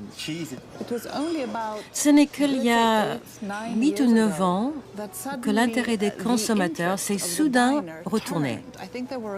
Il y a eu de bonnes dégustations de fromage qui ont été organisées dans le pays. Quelques journalistes spécialistes de la gastronomie en ont parlé. C'est comme si une étincelle en avait en quelque sorte tout enflammé. Ce n'est que lorsque le mouvement a commencé à se développer que les règles ont vraiment commencé à se durcir. Et je vais vous dire quelle est la règle aux États-Unis. La règle dit que vous ne pouvez ni importer ni vendre des fromages faits avec du lait cru. Donc pas de fromage non pasteurisé. Attendez, sauf s'ils sont affinés plus de 60 jours. Ça élimine une grosse bonne part de merveilleux fromages. Vous ne pouvez pas déguster la plupart des petits chèvres. Vous ne pouvez pas avoir un bon camembert pour vous sauver la vie. Et donc, de petits producteurs de fromage ont commencé à se multiplier dans le pays.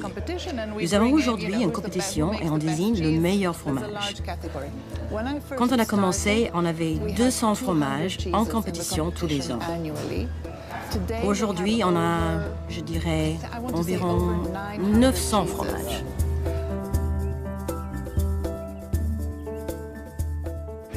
C'est facile de dire « je veux faire du fromage », mais comment vous avez fait votre expérience? Pour l'essentiel, en faisant des essais et des erreurs. Et puis nous avons rencontré des producteurs de fromage en France et aussi en Angleterre pour obtenir les connaissances techniques. Et ça vous a pris combien de temps pour gagner votre vie avec cette activité? Ça nous a pris 2 ans.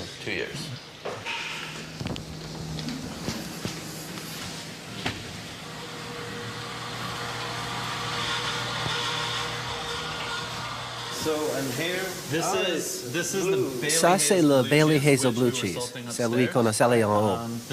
C'est une production similaire à la forme d'Ambert. Et il représente environ 70% de notre production de lait.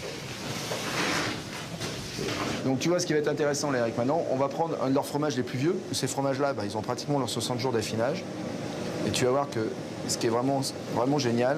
Là, c'est important que je comprenne. Là, c'est du lait cru, c'est une pâte molle et c'est fait en fermier. Exactement. C'est-à-dire que vraiment, c'est là... C'est le rêve de tout producteur de fromage. Goûte, parce que c'est maintenant que c'est intéressant.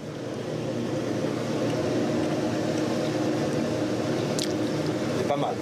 Attends, je te fais faire ça à l'aveugle et tu m'expliques si t'es pas en train de manger un chaours au lait cru de chez nous ou si t'es en train de manger un fromage qui est fabriqué dans le Vermont. Ah, je veux te dire, on est avec un résultat qui est super.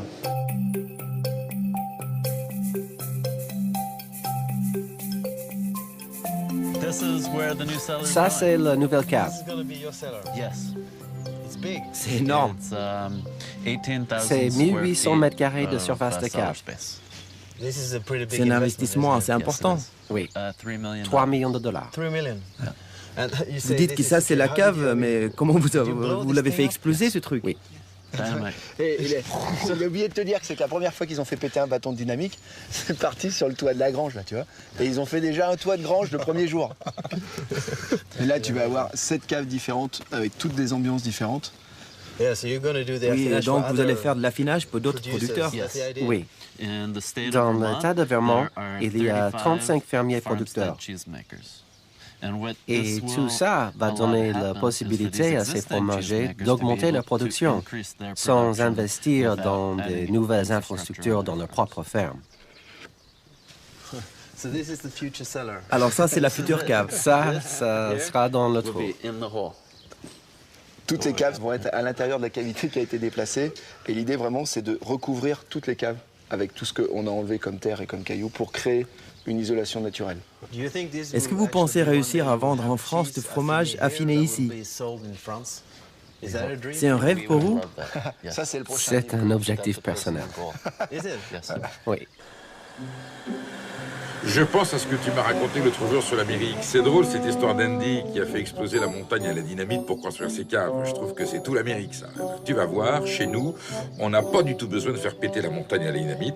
Les caves, elles sont naturelles, taillées dans la roche. Et le plus bel exemple, c'est Roquefort. Roquefort, c'est encore un fromage emblématique de la France. Ici, là. Là. Voilà. Voilà, Carl. Bon. Qu'est-ce qu'on peut pour vous, monsieur? Tout. D'abord, m'expliquer pourquoi il y a un camion société qui nous empêchait de rentrer, presque, qui est garé devant votre porte. Ils n'ont pas de mauvais esprit. Bon. Ils vous livraient pas, j'espère. La tolérance. Ils vous livraient pas, j'espère. Non. Nos cohabitants. Vos cohabitants, il faut bien. Ils sont quand même très présents, c'est le moins qu'on puisse dire.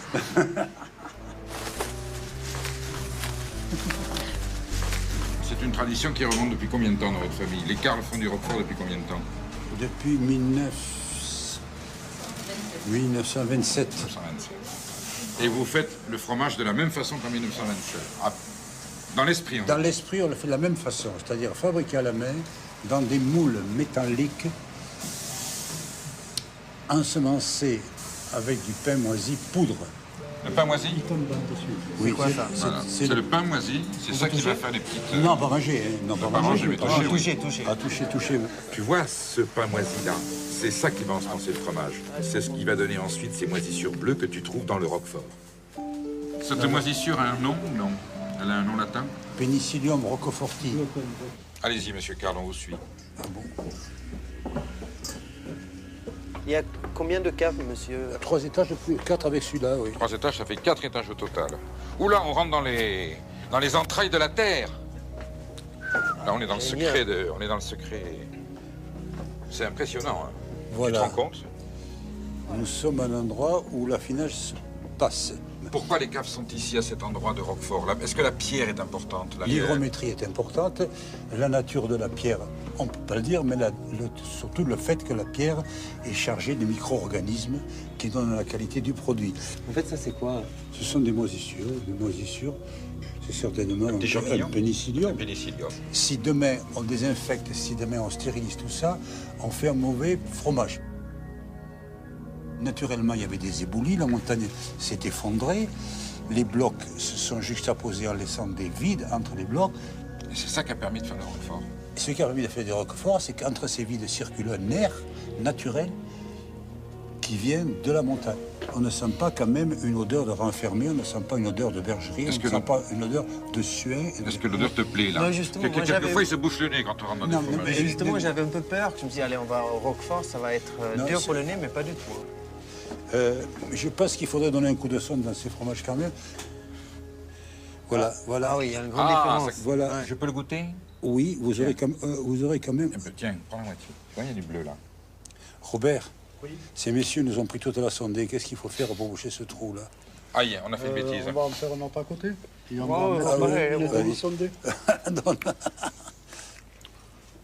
Non, mais pas bon, c'est pas bon, ça. C'est pas bon, c'est pas bon, c'est excellent. Quoi? C'est excellent. Mais c'est pas bon, c'est pas affiné, ça. C'est pas bon. Oui, mais enfin, c'est quand même du Roquefort.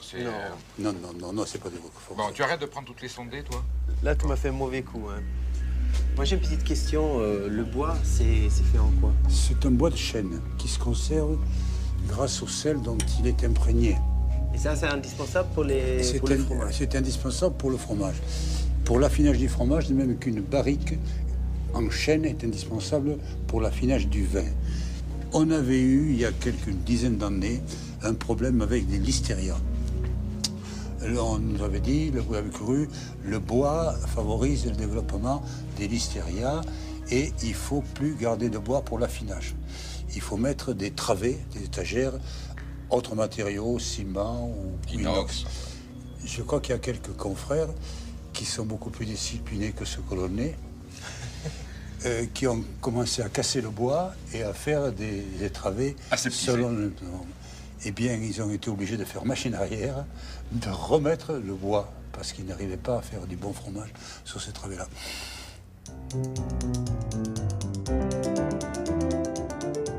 Tu as compris, Eric. Pour qu'un fromage soit bon, il faut un savoir-faire propre à chaque terroir, mais il faut aussi, et surtout, une bonne matière première, c'est-à-dire un lait cru produit par de bonnes vaches broutant de la bonne herbe. C'est ça, l'AOC. Hélas, c'est pas toujours comme ça que ça se passe. Oh là là, qu'est-ce que c'est que ça? Tous les vaches. Oh la vache, regarde. Alors ça, c'est emblématique.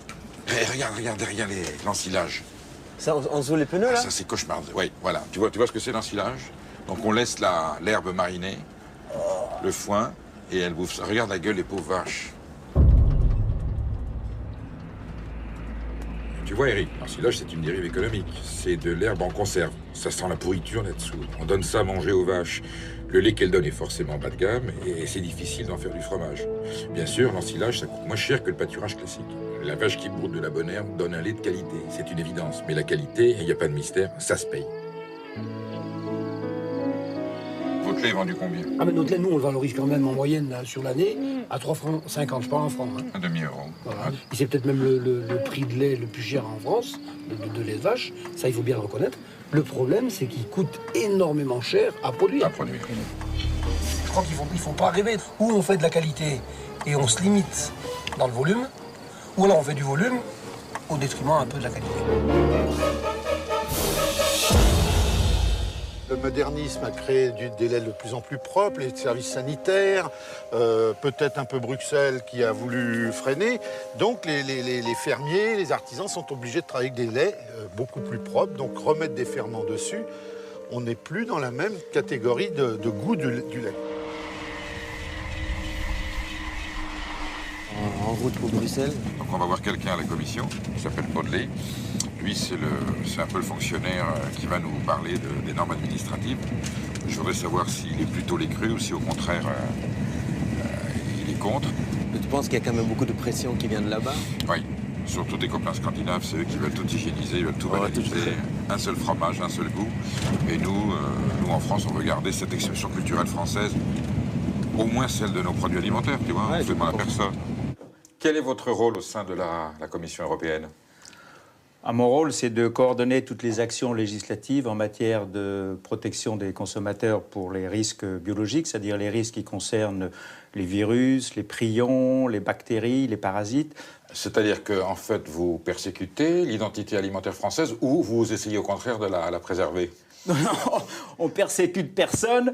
On essaye d'harmoniser au niveau communautaire toutes les législations nationales pour qu'il y ait la libre circulation des produits, si vous voulez. Aujourd'hui, un fromage circule mieux dans l'Union européenne qu'une personne. Vous avez besoin de montrer votre passeport lorsque vous quittez la zone Schengen, tandis qu'un fromage circule du nord au sud ou de l'est à l'ouest sans problème. À partir du moment où il a été fabriqué selon les règles communautaires, il circule bien mieux que vous. Donc, selon vous, il n'y a pas de lobby hygiéniste anglo-saxon qui essaierait d'aseptiser les fromages français au lait cru? C'est un leurre, tout ça. Non.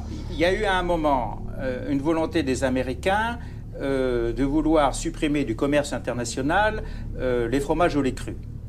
Mais on a violemment réagi et on a fait une coalition avec les États membres et d'autres pays du monde pour pouvoir supprimer cette possibilité. Et on a réussi à maintenir dans les standards internationaux la possibilité de commercer les fromages au lait cru s'ils sont faits dans des conditions satisfaisantes. Enfin, parce que la France n'est pas la seule à avoir un patrimoine. Ah non, bien sûr que non. Après la France, il y a quoi, par exemple, dans tous les pays, tous les pays. Je vous ai amené des fromages. Alors, encore du fromage. Au lait cru. Au lait cru. Ah oui, non, je vous ai amené que des fromages au lait cru. Du herbe, du fromage belge. Ça sent mauvais. La caméra ne. Voilà. C'est le type époisse, c'est merveilleux. Ah, ça, c'est extraordinaire, ça. Mais pour un Suédois, ça, c'est... Non, mais je commence à m'habituer. On s'est promené dans les fromages odorifères français. Il se passait le nez au début. Attendez, je vais vous donner une assiette parce Regarde. Ah oui, ça, c'est bien que tout, hein. Oui, mais... Il dit toujours les fromages qui puent, mais il n'y a pas que les Français. Ah non, mais bon, ça, c'est la diversité du manchego espagnol. Ah, ça, c'est merveilleux. Bon, ça, c'est peut-être plus adapté à vous. Ouais, c'est un peu comme chez nous. Bon. Alors, c'est le fromage de Don Quichotte sur la Manche. Du Stilton anglais. Stilton anglais. Les Anglais. Ils ont 400 fromages, les Anglais. Oui, mais bien sûr. Mais il n'y a que la France qui a cette notion que Bruxelles veut détruire les fromages et les crus. Alors vous n'êtes pas des méchants? Non. On veut emmerder personne, ça c'est clair. Éric Poudelet, c'est l'Europe qui va sauver le camembert au lait cru, quelque part. Bah, c'est l'Europe, non, c'est les producteurs. Oui, mais vous allez les y aider? Bien sûr, bien sûr. Bon. On a même dans notre législation des dérogations pour autoriser les bassines en cuivre, les cuillères en bois, alors que dans notre législation, on a les murs lisses, lavables, imputrescibles, résistants au choc. On a autorisé pour les fromages au lait cru qu'on utilise les caves, le bois, alors que le bois, c'est... Bon. On a autorisé tout ça pour ces fromages au lait cru. Moi, je suis très rassuré, du coup. Moi, on a bien fait de venir vous voir. C'est avec un grand plaisir que... vive l'Europe, alors. Vive l'Europe, bien sûr. Merci. On fête nos 50 ans. Oui, hein? Oui, on va les fêter au fromage. Merci. Bah, faut qu'on trouve un verre de vin rouge. On a ça, Thierry, ici, hein?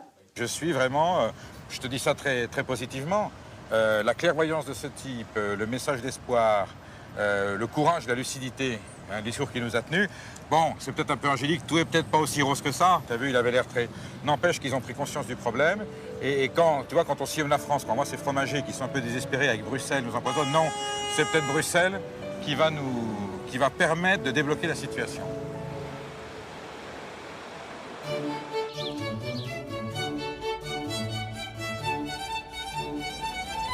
Pour terminer en beauté, je t'emmène chez moi, ici, au Pays Basque. Considérons, sans vexer personne, que je t'ai gardé le meilleur pour la fin. Et on va goûter en plus un fromage que je déguste depuis que je suis tout petit. C'est quoi ce monsieur, quoi? Alors on va chez Alain Domini. Tu vas voir, c'est quelqu'un d'exceptionnel, c'est un puriste. Pour moi, il est la preuve vivante qu'on peut bien gagner sa vie en respectant et la tradition et le terroir.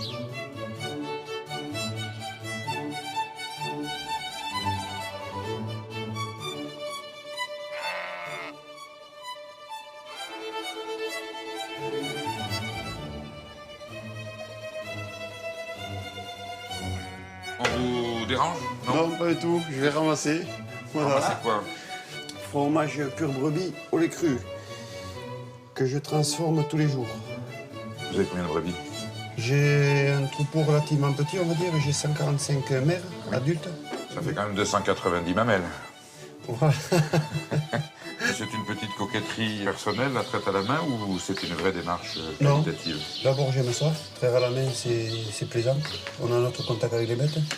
Et puis surtout, si on fait attention à la façon de traire à la main, on traite les plus propres à la main qu'à la machine. Bien sûr. Vous avez perdu quelque chose? Ouais, vous faites quoi, monsieur? Vous cherchez vos clés. Vous cherchez votre dentier.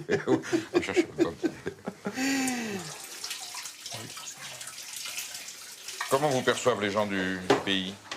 Vous êtes un exemple pour tout le monde. Je suis sûr que tout le monde veut faire comme vous. Loin de là. Ah bon? Tiens, c'est curieux. Malheureusement, moi je suis le seul producteur en agriculture biologique au village. Et c'est vrai que c'est pas très développé. Et je suis peut-être considéré comme un écolo ou marginal plus qu'autre chose, mais bon, moi ça ne me dérange pas ça.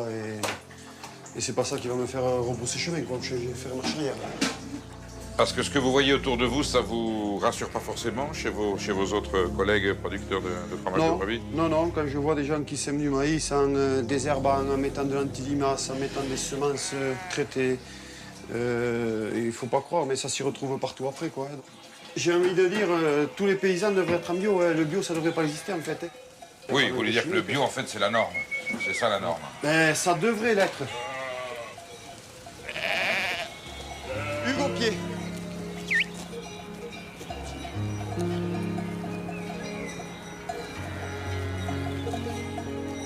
Vous l'avez dressé vous-même? Oui.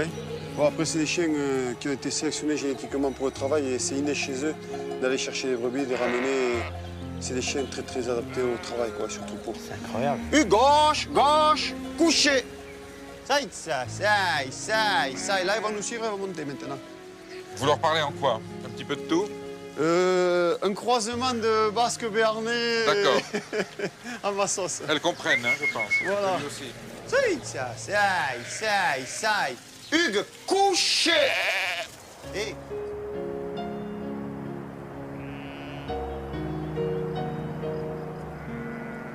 Mais avant, vous faisiez quoi? Vous n'avez pas passé votre vie à élever des brebis? Moi, j'étais un vaillant fonctionnaire de l'État français, je travaillais à SNCF. Et j'ai démissionné de mon travail pour me faire paysan, quoi. Voilà. C'est quand même radical comme changement. Ouais, c'est radical, mais bon, moi, j'ai toujours aimé la nature, les bêtes.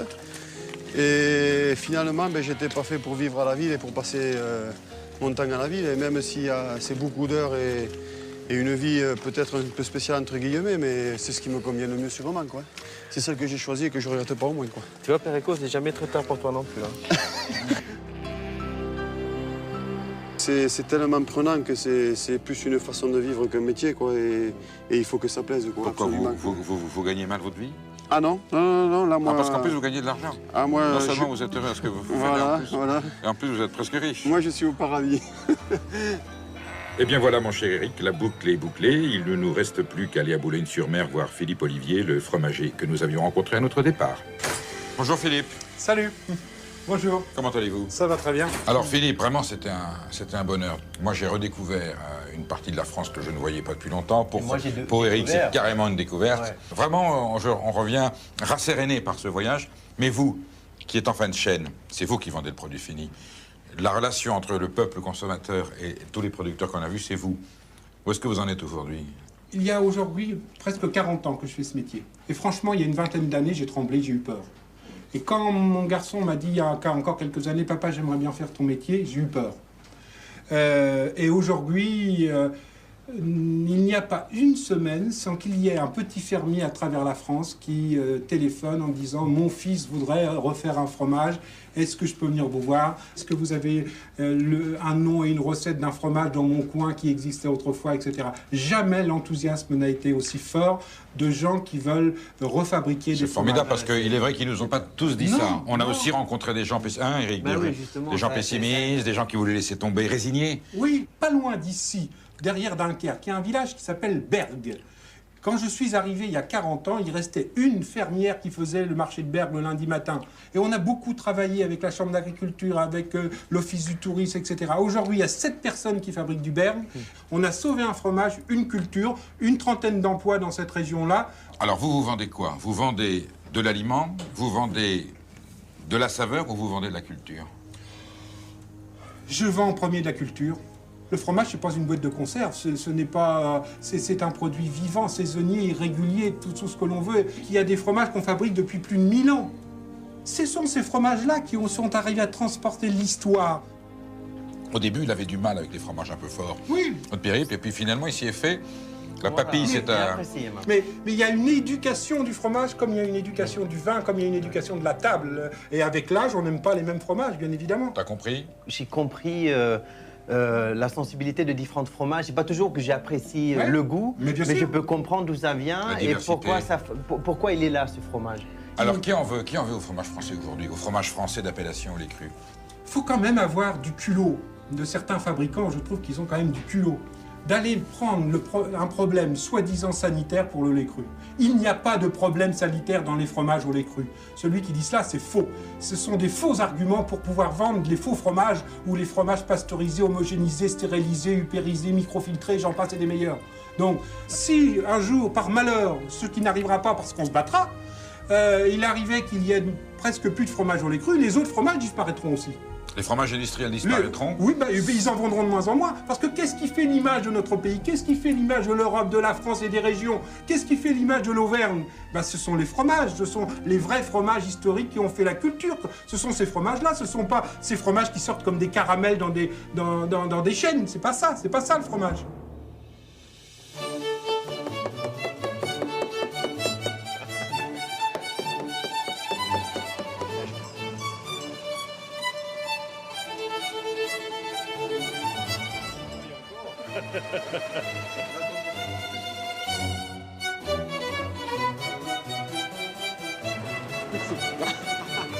Là.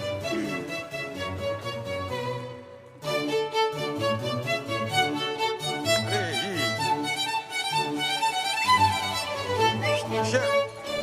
Allez.